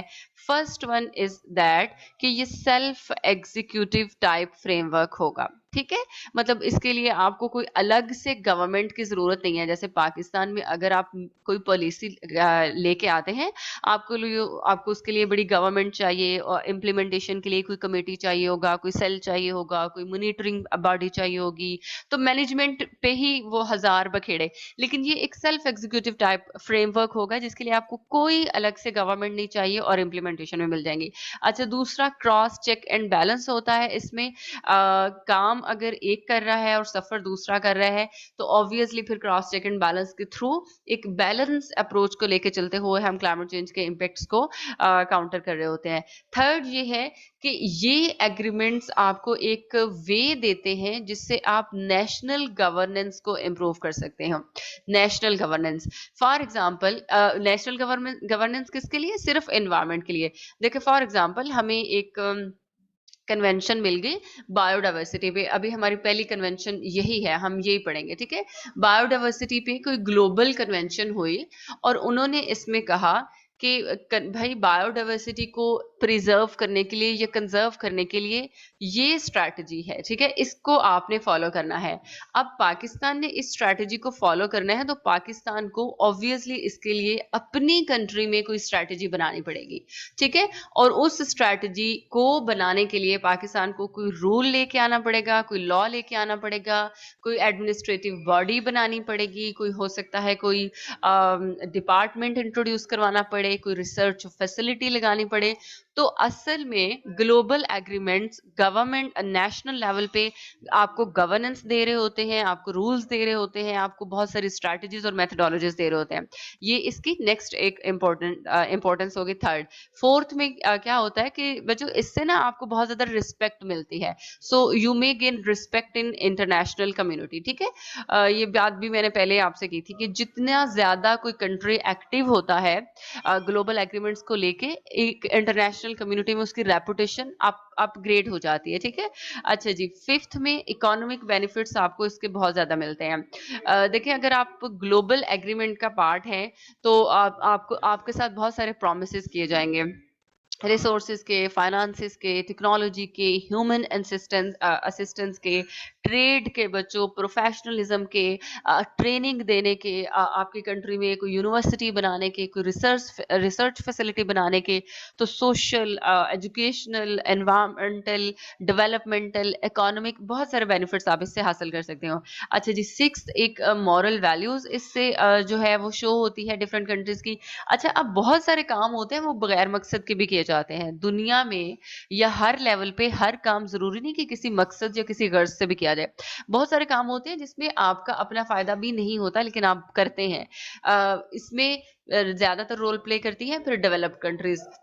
डेवलप्ड कंट्रीज जब कोई ऐसा स्टेप लें जिससे उनका 0% फायदा हो, लेकिन उससे कहीं ना कहीं किसी ना किसी कोने पे, किसी डेवलपिंग कंट्री पे या किसी डेवलपिंग नेशन का 100% या 50% या 70% अगर फायदा हो, तो ये एक उनकी मॉरलिटी को शो करता है। ठीक है, तो इससे उनकी मॉरल वैल्यूज का पता चलता है। तो इससे आप नेशंस को कैटेगराइज कर सकते हैं, कम्युनिटीज को, कि कोई अपनी सिविलाइजेशन के किस मकाम पे खड़ी है।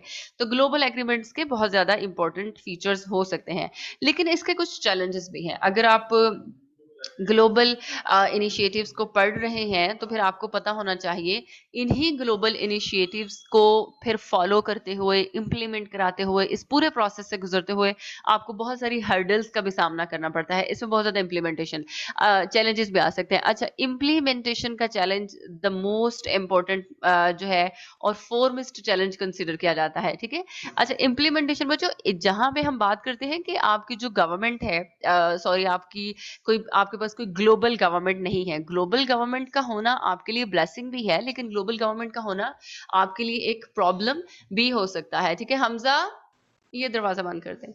ठीक है, वो आपके लिए एक प्रॉब्लम भी हो सकता है। किस तरह से?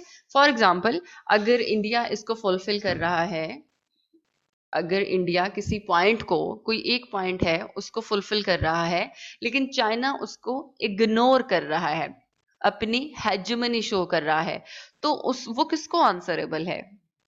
ठीक है, उसको कौन आंसरेबल करेगा? ठीक है, यहाँ पे कौन बैठा है ऊपर? सुप्रीम अथॉरिटी किसके पास है?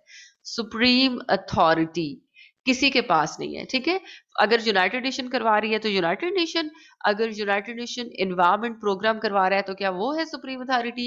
अगर ये वर्ल्ड जो है इकोनॉमिक फोरम का कोई एग्रीमेंट है तो क्या वो है सुप्रीम अथॉरिटी? ये सुप्रीम अथॉरिटी सिर्फ तब होंगे जब ये एग्रीमेंट लीगली बाइंडिंग होगा। ये मैं आपको समझाऊंगी कैसे। अगर आपका एग्रीमेंट लीगली बाइंडिंग नहीं है तब फिर चाइना को कोई नहीं पूछ सकता। तो यहां से फिर इम्प्लीमेंटेशन के प्रॉब्लम अराइज होते हैं। ठीक है, समझ आ गई आपको? हमने पढ़ा था ना कोपेनहेगन अकॉर्ड, जिसमें हमने क्लाइमेट चेंज पॉलिटिक्स पढ़ी थी, वो लीगली बाइंडिंग डॉक्यूमेंट नहीं था, तो इसी वजह से वो प्रॉब्लमेटिक डॉक्यूमेंट था। अच्छा, दूसरा चैलेंज बच्चों इसमें हो आपको पढ़ना, आप लिखेंगे रिपोर्ट सबमिशन का। अभी हम देखेंगे कि जितने भी आप कोई अगर कॉन्फ्रेंस है, कोई एग्रीमेंट है, तो वो यूनाइटेड नेशन या कोई और अथॉरिटी आपको बाउंड कर देगी कि after 3 years, after 4 years, after 5 years हमें कोई रिपोर्ट सबमिट करवाएं, आपने कितनी प्रोग्रेस की है। जैसे रेड प्लस हमने पढ़ा था ना, रेड प्लस, तो उसमें भी रिपोर्ट सबमिशन था। रिपोर्ट सबमिट कराना एक अलग मसला है, कंट्रीज करवाती ही नहीं, कोई 10 साल बाद करवा रहा है, कोई 50 साल में सिर्फ 4-5 रिपोर्ट सबमिट करा रहा है, तो ये एक मसला होगा। अच्छा, तीसरा, चौथा या पांचवा मसला आपका है माफिया, स्मगलिंग। अभी हम बहुत सारी कॉन्फ्रेंसेस पढ़ेंगे, वहां पे हम देखेंगे कि वो इम्प्लीमेंट इसलिए नहीं हो पा रही क्योंकि स्मगलिंग के बड़े चांसेस हैं। जैसे अगर आप डिफॉरेस्टेशन को रोकने पे काम कर रहे हैं तो टिम्बर की स्मगलिंग जो है, ये आपका एक चैलेंज बन जाती है उसकी इफेक्टिवनेस पे, उसकी सक्सेस पे, ठीक है, उसकी इम्प्लीमेंटेशन पे। अच्छा, इसके अलावा नेक्स्ट चैलेंज जो आप लिख सकते हैं, नेशनल लेजिस्लेशन। समहाउ ऐसे होता है कि आप किसी स्ट्रेटेजी को अपनी कंट्री में इंट्रोड्यूस ही नहीं करवा पाते, क्योंकि आपकी अपनी कंट्री की नेशनल लेजिस्लेशन अलाउ नहीं करती, ठीक है, वो आपके लिए सुटेबल नहीं होता, आपके मफाद में नहीं होता, या आपकी कंट्री का जो सुप्रीम लॉ है उसको वो ओबे नहीं कर रहा होता, ठीक है।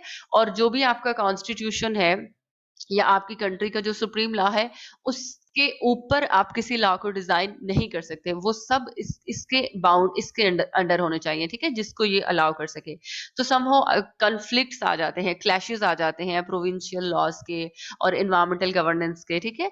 अच्छा जी, नेक्स्ट फिर आप चैलेंज देख सकते हैं, यही आपके हमेशा के चैलेंजेस, फंड्स के, टेक्नोलॉजी के, और आपके इम्प्लीमेंटेशन के, एजुकेशन के, ट्रेनिंग के। नेक्स्ट आप डिलेड रिस्पॉन्सेज भी लिख सकते हो, डिलेड रिस्पॉन्सेज भी और स्लो रिस्पॉन्सेज भी, ठीक है। इसका ये मतलब है कि अगर आईएमएफ ने फंड जो है वो ट्रांसफर करना है किसी कंट्री को, तो एक तो वो लेट करेगी, ठीक है, तो दूसरा वो उसका थोड़ा हिस्सा ट्रांसफर करेगी। फंड्स आपको थोड़े मिलेंगे, उतने नहीं मिलेंगे, इंस्टॉलमेंट्स में मिलेंगे, जिससे आप उसको फुलफिल नहीं कर पाओगे। ये थे कुछ चैलेंजेस। अच्छा, ये जो कोई भी अगर एग्रीमेंट होता है, ये सारा प्रोसेस कैसे चलता है, ठीक है, किस तरह से आप किसी एग्रीमेंट का हिस्सा बन जाते हो। होता क्या है बच्चों, इसका अगर हम प्रोसीजर देखें, ये क्या चीज है, कैसे होता है। सबसे पहले क्या होता है कि कोई ना इंटरनेशनल ऑर्गेनाइजेशन है, कोई भी इंटरनेशनल ऑर्गेनाइजेशन है, फॉर एग्जांपल, ठीक है।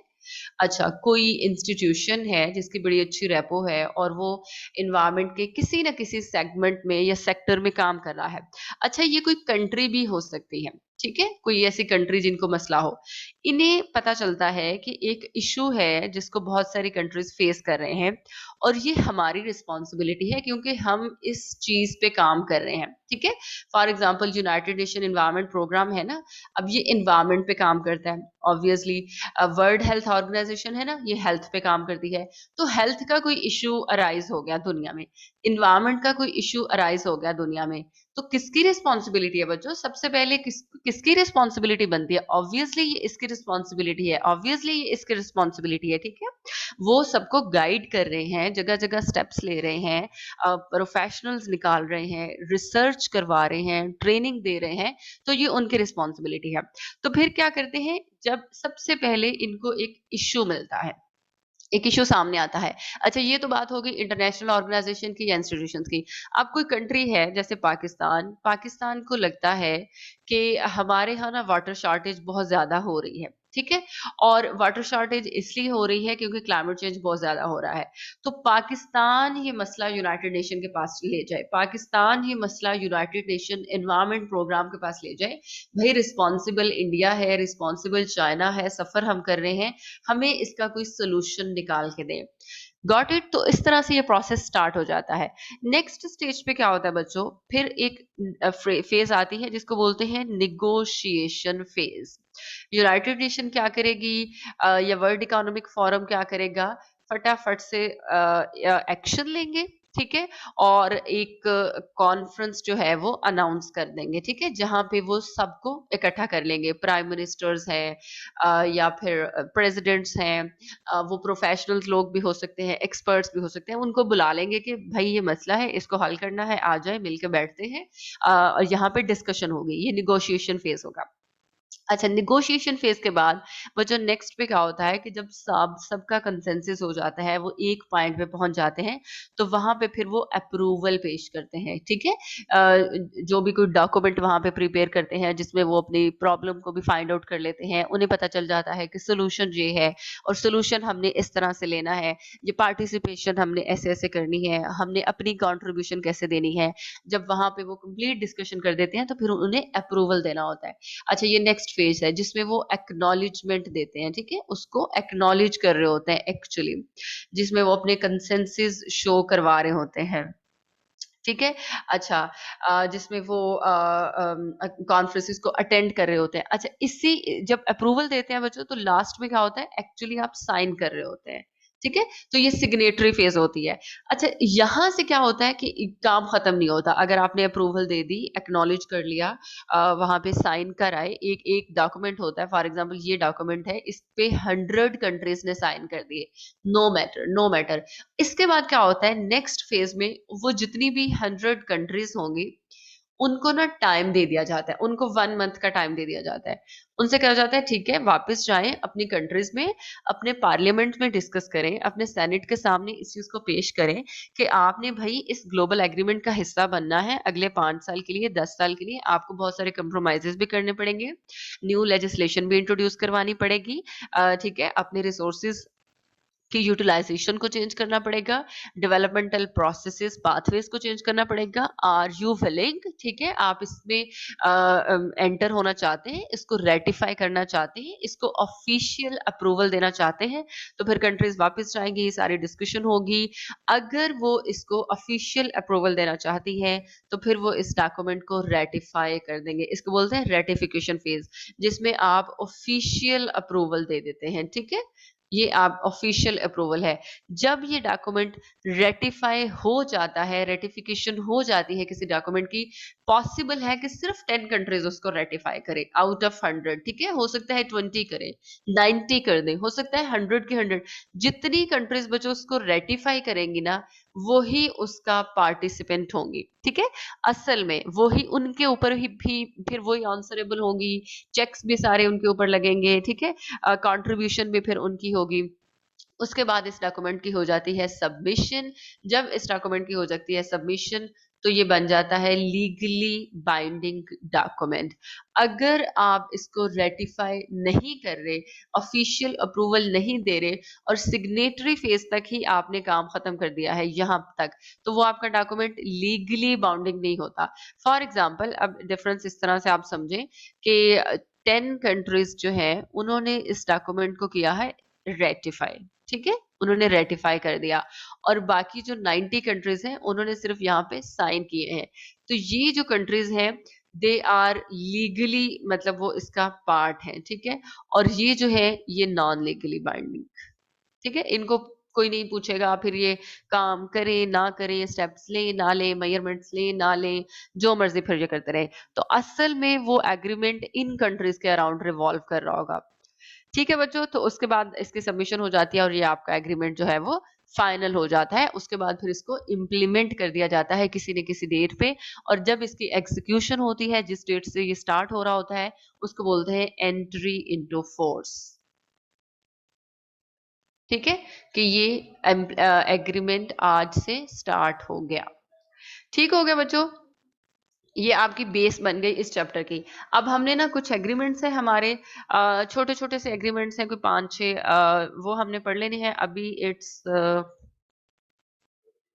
10-20, तो मुझे 20-25 मिनट और दे ताकि हम एटलीस्ट 2-3 एग्रीमेंट पढ़ लें। सबसे पहला बच्चों, हम जो कन्वेंशन पढ़ रहे हैं, that is convention on biological diversity. अच्छा, इसमें भी आपको खैर कोई नई चीज नहीं मिलनी, इसमें सिर्फ 2-3 कन्वेंशन इंपॉर्टेंट हैं, आल्दो वो भी सारे कॉन्सेप्ट्स आपने पढ़े हुए हैं पहले। कन्वेंशन ऑन बायोलॉजिकल डाइवर्सिटी, ये यूनाइटेड नेशन एनवायरनमेंट प्रोग्राम ने करवाई थी। इंट्रोडक्टरी पैराग्राफ में आपने बस ये चीजें ध्यान से लिखनी है, बाकी सब आप लिख लेंगे। उन्होंने ना 1992 में एक कॉन्फ्रेंस करवाई, यूनाइटेड नेशन एनवायरनमेंट प्रोग्राम। ठीक है, इस डिपार्टमेंट ने, ये यूनाइटेड नेशन का ही एक डिपार्टमेंट है। इस कॉन्फ्रेंस के अंदर उन्होंने ये कन्वेंशन साइन करवा ली, वहां पे जितने भी पार्टिसिपेंट थे, प्रपोजल पेश किया गया और वहां पे कंट्रीज ने इसको साइन कर दिया। इसके बाद 1992 में ये साइन हुई और 1993 में इट एंटर्ड इनटू फोर्स। ठीक है, एंट्री इनटू फोर्स होगी 1993 से। बच्चों, ये कुछ स्टेप्स लिए गए, कुछ मेजर्स लिए गए, और बहुत सारी कंट्रीज को इस कन्वेंशन का हिस्सा बना दिया गया। अच्छा, ये जो कन्वेंशन उस वक्त बायोलॉजिकल डाइवर्सिटी पे लेगी, इसके 3 मेन गोल थे, 3 मेजर गोल थे, जिसको वहां पे बैठ के उन्होंने डिस्कस किया और साइन किया था। पहला इसका गोल था कंजर्वेशन, कि हम बायोडाइवर्सिटी की कंजर्वेशन करवाएंगे। दूसरा इसका गोल था सस्टेनेबल यूज ऑफ बायोटेक्नोलॉजी। ठीक है, sustainable use of biotechnology. Biotechnology जब इस्तेमाल करते हैं ना बच्चों, हम बायोटेक्नोलॉजी का मतलब होता है technology with the help of life, ठीक है। इसमें हम लिविंग, इसमें हम माइक्रो ऑर्गेनिज्म को इस्तेमाल कर होते हैं। फॉर एग्जांपल बैक्टीरिया की सर्विसेज ले रहे हैं, फंजाई के सर्विसेज ले रहे हैं, किसी प्लांट की सर्विसेज ले रहे हैं, ठीक है, टेक्नोलॉजी की हेल्प के साथ, और उसको हम अपने फायदे के लिए इस्तेमाल कर रहे हैं। बैक्टीरिया का कोई हमने जीन निकाल लिया और वो किसी और में हमने इंसर्ट कर दिया, ठीक है, अपनी मर्जी के करेक्टरिस्टिक्स लेने के लिए। लेकिन क्या होता है कि बैक्टीरिया की उस स्पीशी को फिर खतरा हो जाता है, ठीक है। हो सकता है बैक्टीरिया की बायोडाइवर्सिटी को खतरा हो जाए, उनकी की स्पीशीज को मसाइल बन जाए। तो ये कोई सस्टेनेबल यूज नहीं है। एक पर्पस के लिए आप उसको इस्तेमाल कर रहे हैं और आप उसी को नुकसान पहुंचा रहे हैं। तो बायोटेक्नोलॉजी का सस्टेनेबल यूज आपको करना है। अच्छा, उसके अलावा थर्ड इसका जो मेजर गोल था वो था fair use of genetic resources. Fair use of genetic resources. Genetic resources क्या होते हैं बच्चों? फॉर एग्जांपल हर कंट्री के ना अपने जेनेटिक रिसोर्सेज होते हैं। फॉर एग्जांपल पाकिस्तान में कुछ ब्रीड्स ऐसी होंगी लाइफ स्टॉक की, एनिमल्स की, प्लांट्स की, फॉरेस्ट की, बैक्टीरिया की, इंसेक्ट की, जो सिर्फ पाकिस्तान में ही होंगी पर्टिकुलरली। हो सकता है वो साथ वाले कंट्री में ना हो। तो पाकिस्तान के पास फुल सवर्निटी है उस जेनेटिक रिसोर्सेज को इस्तेमाल करने की। कोई और उन्हें इस्तेमाल नहीं कर सकता, वो पाकिस्तान के जेनेटिक रिसोर्सेज हैं, ठीक है। अच्छा, लेकिन अब हमने क्या करना है, इन जेनेटिक रिसोर्सेज का फेयर यूज करना है। हमने इनकी एक्सप्लॉयटेशन नहीं करनी, ठीक है। जो नेचुरल डिस्ट्रीब्यूशन है हमने उसको मेंटेन रखना है। ये नहीं हो सकता कि जेनेटिक रिसोर्सेज की सारी एक्सप्लॉयटेशन या उसका इस्तेमाल या उसका यूजेज एक कंट्री कर ले और दूसरे के लिए वो बचे ना, ठीक है। तो जेनेटिक रिसोर्सेज का जब तक फेयर यूज नहीं होगा तब तक बायोडाइवर्सिटी को आप मेंटेन नहीं कर सकते। अच्छा, ये इसके बच्चों तीन मेन गोल्स थे इस कन्वेंशन के। अब इन्होंने वहां पे क्या फीचर, की फीचर्स क्या पेश किए कि हमने बायोडाइवर्सिटी को प्रोटेक्ट कैसे करना है, कंजर्व कैसे करना है। सारी वही बातें हैं। सबसे पहले आइडेंटिफिकेशन, आइडेंटिफाई करना है किस चीज को, आइडेंटिफिकेशन अभी बताती हूँ। आइडेंटिफिकेशन एंड मॉनिटरिंग, ये पहला पॉइंट था। अच्छा, इन्होंने कहा कि आप सबसे पहले किस किस चीज को आइडेंटिफाई करें और मॉनिटर करें। Identification of the components of biodiversity. आप बायोडाइवर्सिटी के कंपोनेंट्स को आइडेंटिफाई कर लें कि कहाँ कहाँ पे आपकी कंट्री में बायोडाइवर्सिटी के रिसोर्सेज पाए जाते हैं। कौन कौन से ऐसे कंपोनेंट्स हैं जो बायोडाइवर्सिटी में आते हैं। प्लांट्स हैं, एनिमल्स हैं, माइक्रो ऑर्गेनिजम्स हैं, आपकी वेजिटेशन है, जितने आपकी लाइफ स्टॉक है, वाइल्ड लाइफ है, जितने भी बायोडाइवर्सिटी के कंपोनेंट्स हैं पहले तो वो आइडेंटिफाई करें वो कहाँ कहाँ पे है, और फिर उन्हें मॉनिटर करें। अच्छा, इसके अलावा आप क्या आइडेंटिफाई और मॉनिटर करें?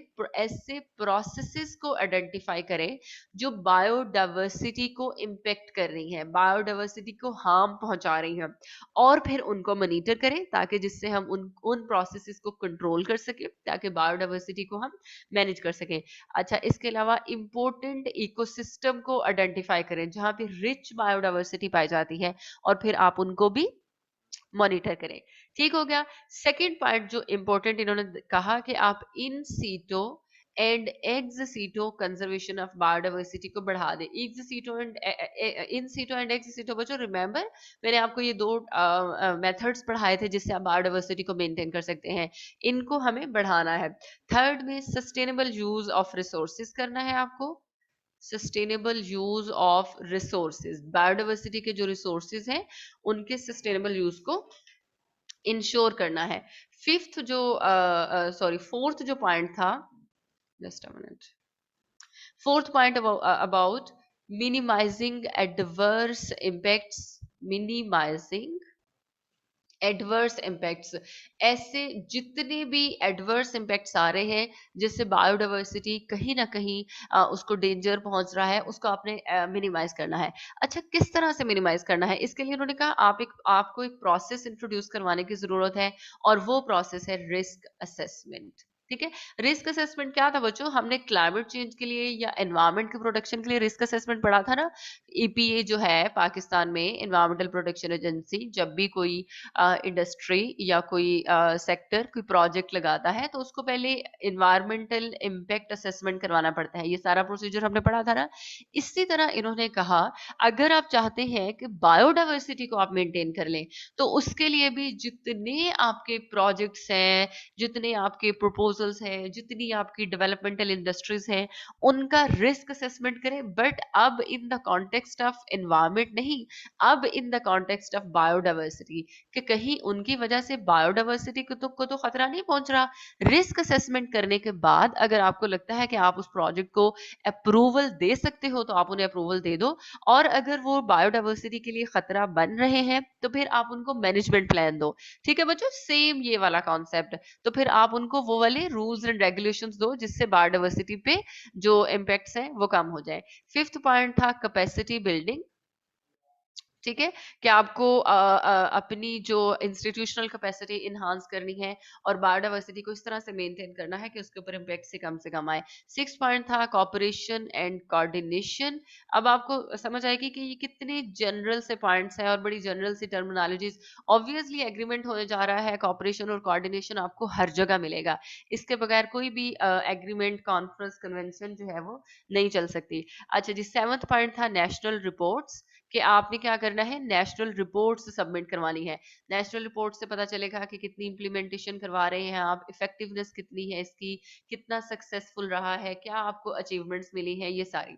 अच्छा जी, उसके बाद एट्थ पॉइंट था इंसेंटिव मेयर्स। ठीक है, बहुत सारे इंसेंटिव्स दिए जाएंगे कंट्रीज को, ऐसे मेयर्स लिए जाएंगे जिससे वहां पे बायोडाइवर्सिटी की प्रोटेक्शन जो है वो इंश्योर हो।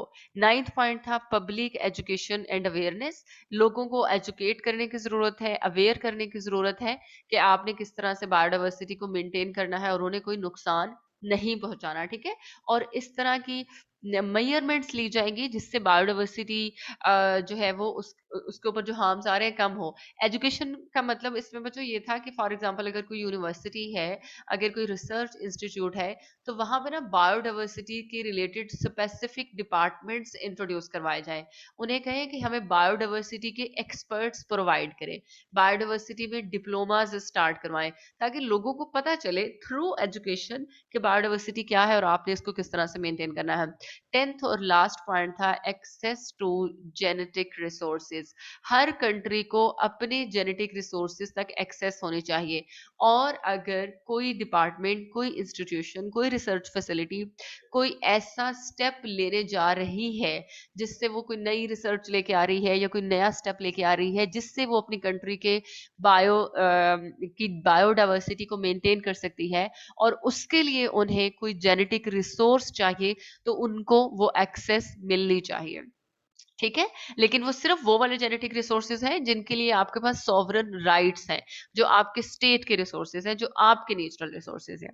ठीक है बच्चों, ये इसके कुछ स्टेप्स थे, 10 इसके की फीचर्स थे। अच्छा, इसी कन्वेंशन के फौरन बाद ना फिर एक प्रोटोकॉल आया जिसको बोलते हैं कार्टागेना प्रोटोकॉल, कार्टागेना प्रोटोकॉल ऑन बायोसेफ्टी। अच्छा, अब ये देखें, अब ये प्रोटोकॉल है, ये प्रोटोकॉल उसी कन्वेंशन को डिस्कस करेगा कि भाई उस कन्वेंशन में आपने बायोडाइवर्सिटी पे बात की, लेकिन ये सारे काम करने कैसे हैं, तो फिर उसके लिए हम कार्टागेना प्रोटोकॉल लेके आए। उन्होंने कहा आप बायोसेफ्टी इंश्योर करवा लें तो बायोडाइवर्सिटी इंश्योर हो जाएगी। Biosafety to the convention of biological diversity पे जो कन्वेंशन हुई थी, उसी के लिए ये प्रोटोकॉल आपको ना 2 से 3 स्पेसिफिक मेजरमेंट्स दे देगा। वैसे तो 5 मेंशन्ड है, लेकिन मेजर 3 ही मेजरमेंट्स है। इसने 3 मेजर मेजरमेंट्स दी, 3 मेजर मेथड्स दिए जिससे हम ये सारा काम कर सकते हैं, हम बायोडाइवर्सिटी को प्रोटेक्ट कर सकते हैं। कैसे, वो वाली मैं आपको पढ़ा देती हूँ। ये बच्चों 1999 में आया था, याद रखना आपने, 1999 में। ठीक है, कोलंबिया में ये जो है वो निगोशिएशंस हुई थी और वहां पे फिर ये प्रोटोकॉल जो है वो साइन हुआ था। अच्छा जी, और इसका गोल और एम यही था कि जितने भी हमने बायोलॉजिकल डाइवर्सिटी को प्रोटेक्ट करने की मेजरमेंट्स ली है, हमने उनको इम्प्लीमेंट करना है, सेफ यूज करना है बायोडाइवर्सिटी का। और एक और इसके गोल में चीज मेंशन थी कि जो जेनेटिकली अब आप यहां से देखेंगे, अब ये बड़ी स्पेसिफिक बातें करेगा, कोई जनरल टर्म यूज नहीं होगी, ये टू द पॉइंट टारगेटेड बात आपको बताएगा।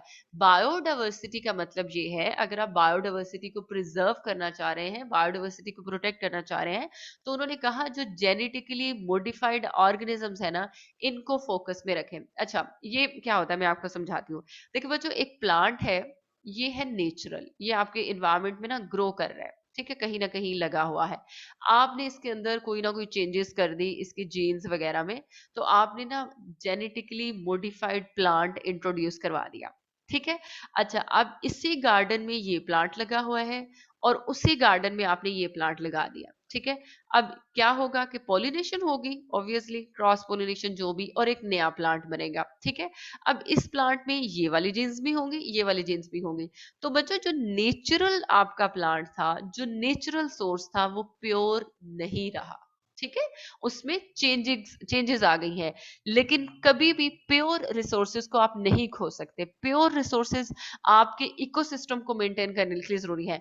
हाँ ठीक है, आप अपने फायदे के लिए कुछ ना कुछ चेंज कर लो।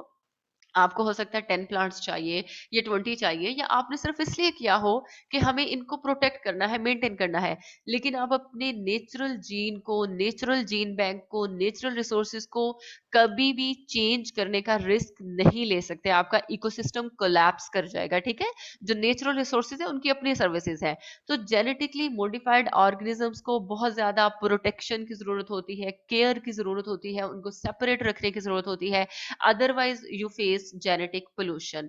वरना जेनेटिक पोल्यूशन हो जाता है इकोसिस्टम में, और बायोडाइवर्सिटी को मेंटेन करने के बजाय आप बायोडाइवर्सिटी को खो देते हो। तो इस प्रोटोकॉल ने बड़ी स्पेसिफिक सी बात की कि बायोडाइवर्सिटी को मेंटेन करने के लिए आप जेनेटिकली मॉडिफाइड ऑर्गेनिजम्स को प्रोटेक्ट कर लो। ठीक है। आपकी बायोडाइवर्सिटी मेंटेन हो जाएगी। अच्छा जी, अब क्या इसने मेयर्स किए, हम फटाफट वो पढ़ लेते हैं। पहला इसने जो आपको मेथड दिया उसको बोलते हैं advanced informed agreement. Advanced informed agreement, ये वाला जो एग्रीमेंट था ना, एडवांस्ड इन्फॉर्म्ड एग्रीमेंट का मतलब था कि जितने भी आपके लिविंग मॉडिफाइड ऑर्गेनिजम्स हैं, जो मतलब इस वक्त जिंदा हैं या रह रहे हैं, जिनको आप मॉडिफाई कर चुके हो। ठीक है। लिविंग मॉडिफाइड ऑर्गेनिजम्स है, इनकी अगर आप मूवमेंट करवाते हो, फॉर एग्जांपल पाकिस्तान में हमने कुछ म्यूटेशंस वगैरह करवा के, जेनेटिक चेंजेस करवा के कुछ ऑर्गेनिजम्स इंट्रोड्यूस करवाए हैं। अब इनकी ना हम ट्रेडिंग करना चाह रहे हैं, या इनको हम कहीं और शिफ्ट करना चाह रहे हैं अक्रॉस द बाउंड्रीज। ठीक है, अक्रॉस द बॉर्डर्स। हम इनको फॉर एग्जांपल कंबोडिया भेजना चाह रहे हैं या जापान या कहीं पे, तो इन दोनों के दरमियान ना एक एग्रीमेंट होगा। ठीक है। और वो एग्रीमेंट पहले से होगा, ट्रेड से पहले। उस एग्रीमेंट में क्या होगा, सारी इंफॉर्मेशन शेयर की जाएगी, इसलिए इसको बोलते हैं एडवांस्ड इन्फॉर्म्ड एग्रीमेंट। अच्छा, इंफॉर्मेशन किसके लिए शेयर की जाएगी, जितना आपके पास डाटा सेट होगा उसका, उसको क्या रिस्क फेस हो सकते हैं, उसकी प्रोटेक्शन के लिए आपने कौन कौन से मेजरमेंट्स लिए, आप किस तरह से उसको डील करते रहे, उसका जेनेटिक स्टेटस क्या है, उसका डाइटरी स्टेटस क्या है, उसका रेगुलेटरी स्टेटस क्या है, उससे एसोसिएटेड क्या हार्म हो सकता है, उसको किस एनवायरनमेंट में रखना है, ये सारी इंफॉर्मेशन आपको शेयर करनी है। तो फिर आप एक एग्रीमेंट करेंगे। एग्रीमेंट के बाद आप उन जानवरों को एक्सपोर्ट करें, इंपोर्ट करें, ट्रेड करें, उनके ऑर्गन्स को इस्तेमाल करें, फिर आपने उसका इस्तेमाल करना है। ठीक। तो ये एक बड़ा एक बड़ा ही यूनिक सा, स्पेसिफिक सा एक मेथड था, जिससे आप बहुत हद तक बायोडाइवर्सिटी को इंश्योर कर सकते थे। सेकंड इन्होंने दिया bio safety, biosafety clearing house. ठीक है। अच्छा, बायोसेफ्टी क्लियरिंग हाउस ना एक वेबसाइट है जो इस प्रोटोकॉल ने इंट्रोड्यूस करवाई। ये एक वेबसाइट है। ठीक है। इस वेबसाइट, ये जो वेबसाइट है आप सर्च भी कर सकते हैं। इसमें उन्होंने कहा, क्या किया कि डिफरेंट कंट्रीज क्या करते हैं, डिफरेंट कंट्रीज इंफॉर्मेशन शेयर करते हैं। अगर किसी कंट्री में कोई नई साइंटिफिक एडवांसमेंट आ जाए, कोई नॉलेज आ जाए, कोई वो रिसर्च कर लें, कोई वो नया थीसिस निकाल लें, कोई नई टेक्नोलॉजी ले आए, कोई इन्वायरमेंट में एडवांसमेंट ले आए, कोई लीगल जो है वो instrument, rules and regulations introduce करवा दें अपनी कंट्री में, कोई एक्सपेरिमेंट वो कर लें, कुछ ऐसा नया बना दें, तो वो ना इस वेबसाइट पे शेयर करती हैं। तो फिर इस वेबसाइट पे शेयरिंग के थ्रू क्या होता है, डेवलपिंग कंट्रीज की बहुत ज्यादा हेल्प हो जाती है। लोग एक दूसरे का नॉलेज ले लेते हैं, हेल्प ले लेते हैं एक दूसरे से, या अगर कहीं पे प्रॉब्लम आ रही है तो उनको पता चल जाता है कि फलां कंट्रीज को ऐसे डील कर रहे हैं, तो हमने इसे, अगर उनको कुछ चाहिए, कुछ सोर्स या कुछ इस तरह, तो मतलब इंफॉर्मेशन आपको मिल रही होती है। अच्छा, थर्ड इन्होंने दिया risk management. Risk management, sorry, it is not risk management, it is third risk assessment. ये बच्चों वही पॉइंट है, ये आपने कन्वेंशन में भी पढ़ा था। इन्होंने कहा कि रिस्क असेसमेंट आपको करवानी पड़ेगी, ठीक है। रिस्क असेसमेंट के थ्रू आप बहुत ज्यादा बायोडाइवर्सिटी को मेंटेन कर सकते हैं, प्रोटेक्ट कर सकते हैं। लिविंग मॉडिफाइड ऑर्गेनिजम्स की पर्टिकुलरली रिस्क असेसमेंट करवानी पड़ेगी through international organisation, through international agencies के इन ऑर्गेनिजम्स को कौन कौन से रिस्क जो हैं, और अगर हम कुछ ऐसे डेवलपमेंटल स्टेप्स ले रहे हैं जिसकी वजह से अगर इनके ऊपर कुछ खतरात आ रहे हैं तो हमें उनको कैसे काउंटर करना है। अच्छा, चौथा पॉइंट वही आपका कैपेसिटी बिल्डिंग था। ऑब्वियसली इंस्टीट्यूशनल बिल्डिंग इंप्रूव किए बगैर, कैपेसिटी बिल्डिंग इंप्रूव किए बगैर भी आप इसको नहीं। और फिफ्थ पॉइंट सिंपल इन्होंने पब्लिक अवेयरनेस का रखा हुआ था, ठीक है। ये दो एक एक्स्ट्रा पॉइंट समझ लें, या एक एक जनरल से पॉइंट ग्लोबल लेवल पे अगर आप कोई काम कर रहे हैं तो ये दो भी जाहिर है आपको वहां पे ये मेजर्स लेनी पड़ेंगी, हेल्पफुल है। ठीक हो गया बच्चों, ये प्रोटोकॉल था आपका। अच्छा, अब अगर हम इस कन्वेंशन और इस प्रोटोकॉल को सम अप करें, बायोडाइवर्सिटी पे हमारी जितनी डिस्कशन हुई है, और हम पाकिस्तान की बात करें, तो पाकिस्तान में हमारे पास है डेवलप्ड नेशनल बायोसेफ्टी गाइडलाइंस, ठीक है। बायोसेफ्टी गाइडलाइंस जो कि इस प्रोटोकॉल और इस कन्वेंशन के बाद हम 2005 में लेके आ रहे हैं। आप देख रहे हैं ना, यहाँ से आपको पता चल रहा होगा। फिर हमने इनको सामने, क्योंकि हम इनके मेंबर हैं, पार्टिसिपेटरी हैं, इनको सामने रखते हुए फिर हमने अपनी कंट्रीज में गाइडलाइंस बनाई, ठीक है। इसके अलावा बच्चों हमने बहुत सारे सेंटर्स बनाए बायोडाइवर्सिटी के पाकिस्तान में।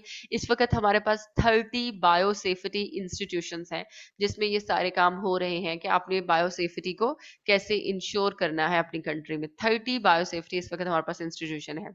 ठीक हो गया बच्चों, ये थोड़ा सा एक डेवलपमेंटल एनालिसिस है पाकिस्तान का कि इनको सामने रखते हुए पाकिस्तान में कौन कौन से स्टेप्स लिए जा रहे हैं। इसके बाद बच्चों आपने क्या करना है, आप इसका एनालिसिस लिख सकते हो। एनालिसिस में आप इसको अप्रेज करने के अलावा जो कि आपको करना चाहिए, आप इसके क्रिटिकल एनालिसिस में ना इस प्रोटोकॉल में ये लिख सकते हो कि ये बहुत टेक्नोलॉजी ओरिएंटेड था, ठीक है। इसमें आपको सिर्फ टेक्नोलॉजी टेक्नोलॉजी टेक्नोलॉजी नजर आएगी। वो वेबसाइट है और वहां पे तो कंट्रीज बहुत ज्यादा टेक्नोलॉजी शेयर करना, और लिविंग मॉडिफाइड ऑर्गेनिजम्स को पहले बनाना फिर उनको ट्रेड करना। तो ये, क्योंकि ऑब्वियसली आप बायोडाइवर्सिटी की बात कर रहे हैं, तो बायोडाइवर्सिटी को इंश्योर करने के लिए अगर आपको बायोसेफ्टी चाहिए, और वो भी in in the context of technology, ठीक है। मतलब आप बायोटेक्नोलॉजी का अगर सेफ इस्तेमाल कर रहे हैं, और बायोटेक्नोलॉजी को इतना केयरफुली आपने इस्तेमाल करना है कि आपकी जो बायोडाइवर्सिटी है उस पर कोई इम्पैक्ट ना आए, तो इसके लिए इसका मतलब है आपको बहुत एडवांस टेक्नोलॉजी चाहिए, आपको बहुत एडवांस मैनेजमेंट चाहिए, आपको हाईली एक्सपर्ट प्रोफेशनल्स चाहिए, ठीक है। आपको हाईली डेवलप्ड लैब्स चाहिए, जो कि डेवलपिंग कंट्रीज में थोड़ा सा एक डिस्टेंट ड्रीम लगता है उसको अचीव करना। तो यहाँ पे आप इसका एनालिसिस कर सकते हो कि डेवलपिंग कंट्रीज के सामने ये एक क्वेश्चन मार्क है इन चीजों को अचीव करना।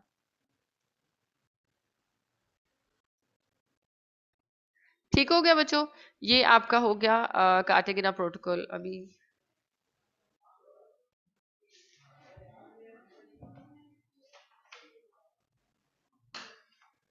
अच्छा बच्चों, अभी मैं ना आपको सिर्फ एक कन्वेंशन और पढ़ा रही हूँ, लास्ट ऐसी ही छोटी सी है, बस मुझे काइंडली ये एक कन्वेंशन पढ़ा लेने दें और फिर बाकी हम कर पढ़ लेंगे। अच्छा जी, हम पढ़ रहे हैं convention on international trade in endangered species of wildlife। अच्छा जी, where is my pen? wildlife of fauna and flora. ये नाम से परेशान नहीं होना बच्चों आपने इतने लंबे, मैं आपको अभी समझा देती हूँ। देखें जी, कन्वेंशन है सिंपली इंटरनेशनल ट्रेड पे। किसकी इंटरनेशनल ट्रेड हो रही है? इंडेंजर्ड स्पीशीज की। इंडेंजर्ड स्पीशीज कौन सी होती हैं? ऐसी स्पीशीज जिनके सर्वाइवल को खतरा हो। अभी वो मौजूद है प्लैनेट अर्थ पे, लेकिन अगर हमने उन्हें प्रोटेक्ट ना किया तो वो बहुत जल्दी खत्म हो जाएंगी, ठीक है। और इंडेंजर्ड से वो फिर किस लिस्ट में चली जाएंगी? एक्सटिंक्ट स्पीशीज के लिस्ट में। जो जो दुनिया से खत्म हो चुकी हैं, कंप्लीटली वाइप्ड ऑफ हो चुकी हैं, ठीक है, जिनका अब कोई नामो निशानी है, जैसे डायनासॉर्स, ठीक है। तो ये एक्सटिंक्टेड स्पेशीज हैं। अभी हमारे पास इस वक्त बहुत सारी इंडेंजर्ड स्पेशीज हैं जिनको हमने प्रोटेक्ट ना किया तो वो खत्म हो जाएंगी। तो उन स्पेशीज की इंटरनेशनल ट्रेड पे कन्वेंशन थी कि भाई देख सोच के देखभाल की उनकी ट्रेडिंग करें, उनका इस्तेमाल करें, ये ना हो खत्म हो जाए। और वो स्पेशीज किसकी थी? वाइल्ड लाइफ की। डोमेस्टिक पे तो हम बात नहीं करेंगे, वाइल्ड लाइफ जो जंगलात में रहती हो। अच्छा, फाना भी और फ्लोरा भी। फाना का मतलब होता है बच्चों एनिमल लाइफ, वो एनिमल स्पीशीज भी हो सकती है, और फ्लोरा का मतलब होता है प्लांट लाइफ, तो वो प्लांट्स की स्पीशीज भी हो सकती है। सिंपल ये है, ठीक है, कि ऐसी स्पीशीज एनिमल्स और प्लांट्स की जो इस वक्त इंडेंजर्ड जोन में जा चुकी हैं, उनकी इंटरनेशनल ट्रेड के लिए आपको कुछ रेगुलेशंस चाहिए, जिसके ऊपर ये कन्वेंशन हुई। सिंपल समझ आ गई आपको अब इसकी? अब ये कन्वेंशन कब हुई? International union for conservation of nature ने करवाई। International union for conservation of nature, ये आपने याद रखना है। 1963 में बच्चों उन्होंने पूरी कंट्रीज को बुलाया और एक मीटिंग कॉल की, और फिर वहां पे कन्वेंशन साइन हुई, जिसका गोल और पर्पस सिंपल एक ही था, protection of animals and plants. ठीक है, protection of animals and plants. How? But how? By regulating their trade. ठीक है, हम उनकी ट्रेड को रेगुलेट करेंगे, बाय रेगुलेटिंग देयर ट्रेड। ठीक है जी, समझ आ गई? अच्छा, अब इन्होंने क्या किया, हम इसके अगर की फीचर्स पढ़े इस कन्वेंशन के, कौन सा सिस्टम इन्होंने दिया? इन्होंने ना कुछ सिस्टम्स एस्टैब्लिश कर दिए। फर्स्ट वन इन्होंने क्या किया, इन्होंने डिवीजन कर दी, डिवीजन ऑफ स्पीशीज। ठीक है, अच्छा, डिवीजन ऑफ स्पीशीज करके इन्होंने ना कुछ लिस्टें बना दी। फर्स्ट लिस्ट में या अपेंडिक्स 1 में इन्होंने थ्रेटन्ड स्पीशीज डाल दी सारी। अब ऐसी स्पीशीज जिनकी सर्वाइवल को बहुत ज्यादा खतरा है, ठीक है, थ्रेटन्ड स्पीशीज। अच्छा जी, सेकंड लिस्ट में इन्होंने वो वाली स्पीशीज डाल दी जिनको रिस्क है कि वो थ्रेटन्ड बन जाएंगी अगर हमने उनको प्रोटेक्ट ना किया। अच्छा जी, थर्ड में बच्चों इन्होंने वो वाली स्पीशीज डाल दी दैट हैज बीन आइडेंटिफाइड, मतलब ऐसी आइडेंटिफाइड स्पीशीज डाल दी जिनकी रेगुलेशन करने की हमें जरूरत है। बगैर रेगुलेशंस के हम उन स्पीशीज को नहीं छोड़ सकते, मगर वो मतलब वो इतनी नॉर्मल या इतनी अबंडेंट स्पीशीज नहीं है कि आप उनकी रेगुलेशन ही ना करें। इट इज बेटर, ठीक है, इट इज रिकमेंडेड कि आप उनकी रेगुलेशन कर ले। पहला सिस्टम इन्होंने ये दिया। दूसरा फिर इन्होंने क्या किया, इन्होंने कहा कि जितनी स्पीशीज हैं इस वक्त उनका रिकॉर्ड ले आए। ठीक है, उनका रिकॉर्ड आपके पास होना चाहिए, रिकॉर्ड ऑफ स्पीशीज। इन्होंने कहा एक रिकॉर्ड इशू कर दे। अच्छा, कौन सी स्पीशीज का? सिर्फ इन्हीं स्पीशीज का जो इन लिस्टों में आएंगी। इन तीनों लिस्ट्स में जो जो स्पीशीज आ सकती है उनका रिकॉर्ड लिया है, उनके नेम्स, ठीक है, उनका जो भी एक्सपोर्ट इंपोर्ट करते रहे आप, उनका एड्रेस, अच्छा उस स्टेट का नाम जो उनको डील करता रहे जहां जहां पे ये पाई जाती है, उनका कितना नंबर है वहां पे, टाइप क्या है, सेक्स क्या है, वेट क्या है, साइज क्या है, उसका यूसेज क्या है, ये सारा कुछ आपके रिकॉर्ड में शामिल होगा। अच्छा जी, ये सेकंड था। इसके बाद बच्चों थर्ड पॉइंट पर उन्होंने कहा कि आप ना लाइसेंसिंग सिस्टम एस्टैब्लिश कर लें। रिमेंबर हम सिर्फ ट्रेड की बात कर रहे हैं बच्चों, अब आपको पता चलेगा ये सारे पॉइंट ट्रेड ओरिएंटेड है। पहले लिस्टें दे दी आपने, ठीक है, जिनकी ट्रेड हो रही है, फिर उनका रिकॉर्ड होने चाहिए था। यहाँ पे आप किसी डेवलपमेंटल मेजर की या टेक्नोलॉजी की ऐसी बात नहीं करेंगे क्योंकि आप ट्रेडिंग की बात करें। थर्ड उन्होंने कहा लाइसेंस आपके लिए होना चाहिए, एक लाइसेंस सिस्टम डेवलप करेंगे हम पूरी दुनिया में जिसके थ्रू इंपोर्ट एक्सपोर्ट होगी। और फोर्थ बच्चों इन्होंने कहा कि पीरियोडिक रिपोर्ट्स देगा हर कंट्री। ठीक है, पीरियोडिक रिपोर्ट्स मतलब 3 साल बाद, 4 साल बाद हर कंट्री रिपोर्ट्स इशू करेगा, उन्होंने कितनी स्पीशीज को एक्सपोर्ट किया है, कितनी को इंपोर्ट किया है, उनके पास क्या रेगुलेटरी स्टेटस है, इम्प्लीमेंटेशन कितनी हो रही है इस कन्वेंशन की, उन्होंने कौन सी ऐसी मेजरमेंट्स ली है, एडमिनिस्ट्रेटिव लेवल पे कौन से स्टेप्स लिए हैं, क्या लेजिस्लेशन की है अपनी कंट्री में। ये 4 ही इंपॉर्टेंट पॉइंट थे इस कन्वेंशन के। अगर हम पाकिस्तान को देखें इस कन्वेंशन के बाद, तो पाकिस्तान ने क्या किया, पाकिस्तान ने फौरन से क्या किया कि मिनिस्ट्री ऑफ कॉमर्स ने जो ये ट्रेड और इन सब चीजों को डील करती है, उन्होंने ना एक ट्रेड पॉलिसी ऑर्डर इशू कर दिया। ट्रेड पॉलिसी ऑर्डर इसको बोलते हैं। बच्चों ये जो पॉलिसी ऑर्डर था ना, ये एक हिसाब का एक परमिट, आपका एक परमिट डॉक्यूमेंट था, ठीक है, जिसमें आप परमिशन ग्रांट करते हैं। जितनी भी स्पीशीज हैं जिनको ऊपर वाली लिस्टों में हमने मेंशन किया, उसमें से किस किस स्पीशी की ट्रेड के लिए आपको परमिशन है, वो जो परमिशन ग्रांट करेगी वो अकॉर्डिंग टू इस पॉलिसी ऑर्डर के थ्रू होगा, ठीक है, वो मिनिस्ट्री ऑफ कॉन्फ्रेंस ने दे दी। अच्छा, सेकंड नंबर पे क्या हुआ कि हमने एक नेशनल काउंसिल बनाई, national council for conservation of wild life, conservation of wild life, ठीक है। और ये नेशनल काउंसिल करेगी, क्या करेगी कि जितनी वाइल्ड लाइफ की स्पीशीज हैं उनकी कंजर्वेशन के लिए काम करेगी। अच्छा, इसके अलावा इस नेशनल काउंसिल को कौन सी रिस्पॉन्सिबिलिटी दे दी कि जितनी भी एजेंसीज हैं, बिजनेसमैन हैं, डिपार्टमेंट्स हैं, जो लोग इसकी ट्रेड कर रहे हैं या इसके साथ डील कर रहे हैं या इसको किसी ना किसी पर्पज के लिए इस्तेमाल कर रहे हैं, उनको ये एक एनओसी इशू करेगी। वो एक वैलिड नंबर होगा, जो एक नंबर होगा वो एक ही स्पीशीज के साथ अटैच होगा।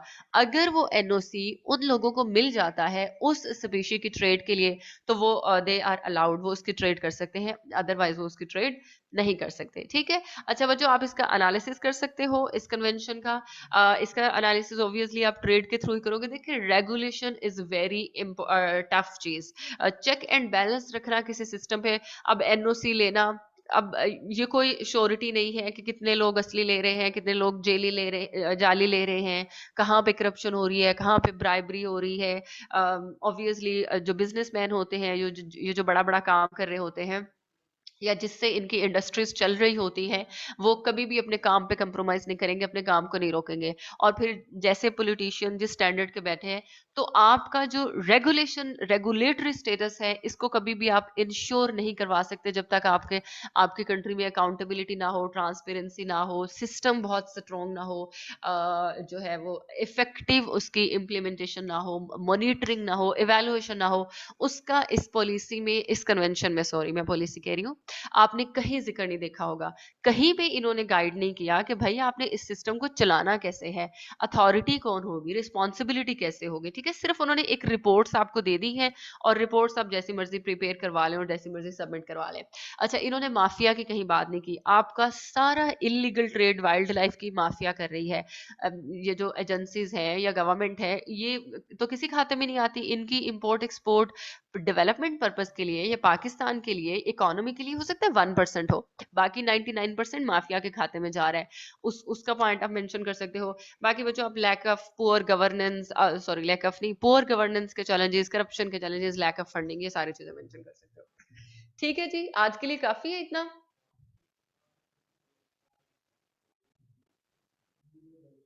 हेलो बच्चों, चैट में लिखें प्लीज, मुझे आपकी आवाज नहीं आ रही।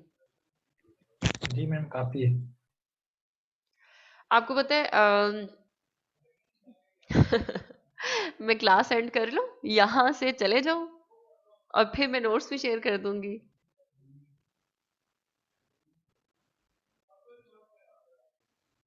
जी जी, नेगेटिव में ही जाएगा ना ऑब्वियसली, पॉजिटिव में कैसे जा सकता है।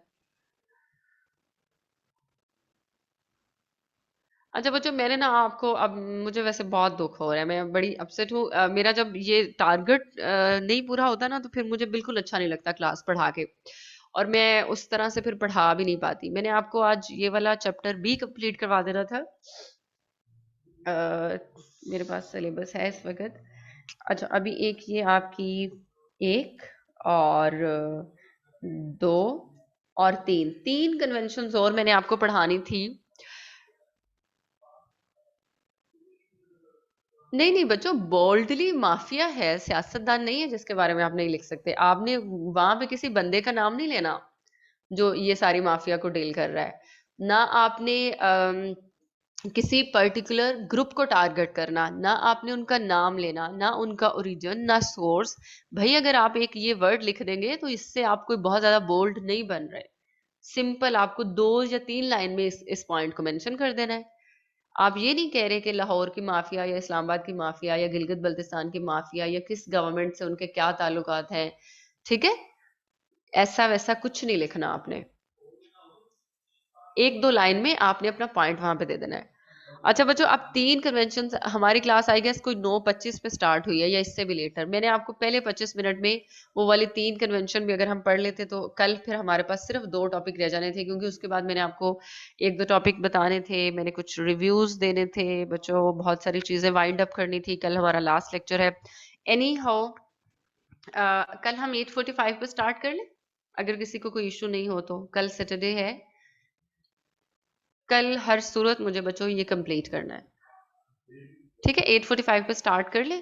असल में एकेडमी में आज सेमिनार था स्टूडेंट्स, जिसकी वजह से हमारी जो इलेक्ट्रिक डिवाइसेस थी वो फ्री नहीं थी। ठीक है, तो फिर ये वाली चीज़ें ज़िंदगी का हिस्सा है, तो हर वक्त परफेक्ट सिचुएशन, आइडियल सिचुएशन नहीं होती, तो ये छोटे छोटे मसले मसाइल होते रहते हैं। और ये कोई मसला भी नहीं था, जाहिर है एक प्लेटफॉर्म है, वहाँ पे बहुत सारी चीज़ें एक साथ चल रही हैं, तो वो आगे पीछे होती रहती हैं। ठीक है, लेकिन एनी हाउ हम ये तीनों चीजें कल कर लेंगे।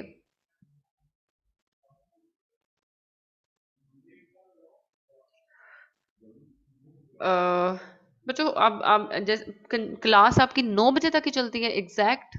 8:50 पे अगर मैं स्टार्ट कर लूँ तो।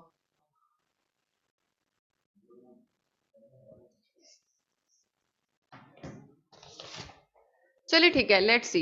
अच्छा स्टूडेंट्स, अभी आपने क्या करना है, पर्टिकुलरली मुझे ना एक छोटा सा काम है। मुझे कुछ स्टूडेंट्स से एक छोटी सी फेवर चाहिए, पर्टिकुलरली बॉयज़ जिनका बहुत ज़्यादा इंटरेक्शन होता है डिफरेंट फेसबुक ग्रुप्स में, और उन्होंने बहुत सारे फेसबुक के, व्हाट्सएप के बहुत सारे ग्रुप्स ज्वाइन किए होते हैं। तो जो जो जिस जिसको लगता है कि वो बहुत सोशल है, बहुत एक्टिव है, उसकी रीच बहुत ज़्यादा है, मुझे इनबॉक्स करें। ठीक है, ओके बच्चों, स्टूडेंट्स रेंज में। ठीक है, मतलब सोशल ऐसे एजुकेशनल प्लेटफॉर्म पे, बाकी वो चंदा इकट्ठा करने वाले प्लेटफॉर्म पे नहीं, एजुकेशनल प्लेटफॉर्म पे जहाँ पे बहुत ज़्यादा स्टूडेंट्स की कम्युनिटी है। ठीक है, ओके, चलिए ठीक है बच्चों, it's too late, I have to go. मैं अब जा रही हूँ, फिर मैं ये अतीक को हैंड ओवर कर रही हूँ, वो आपका ये लेक्चर सेव करके तो फिर इंशाल्लाह होप सो कल तक अपलोड हो जाएगा ग्रुप में।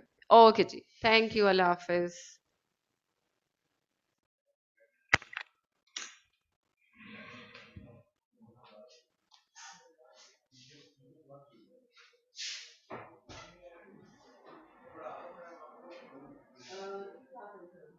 वो रिकॉर्डिंग भी चल रही थी तो उसको सेव भी करना है।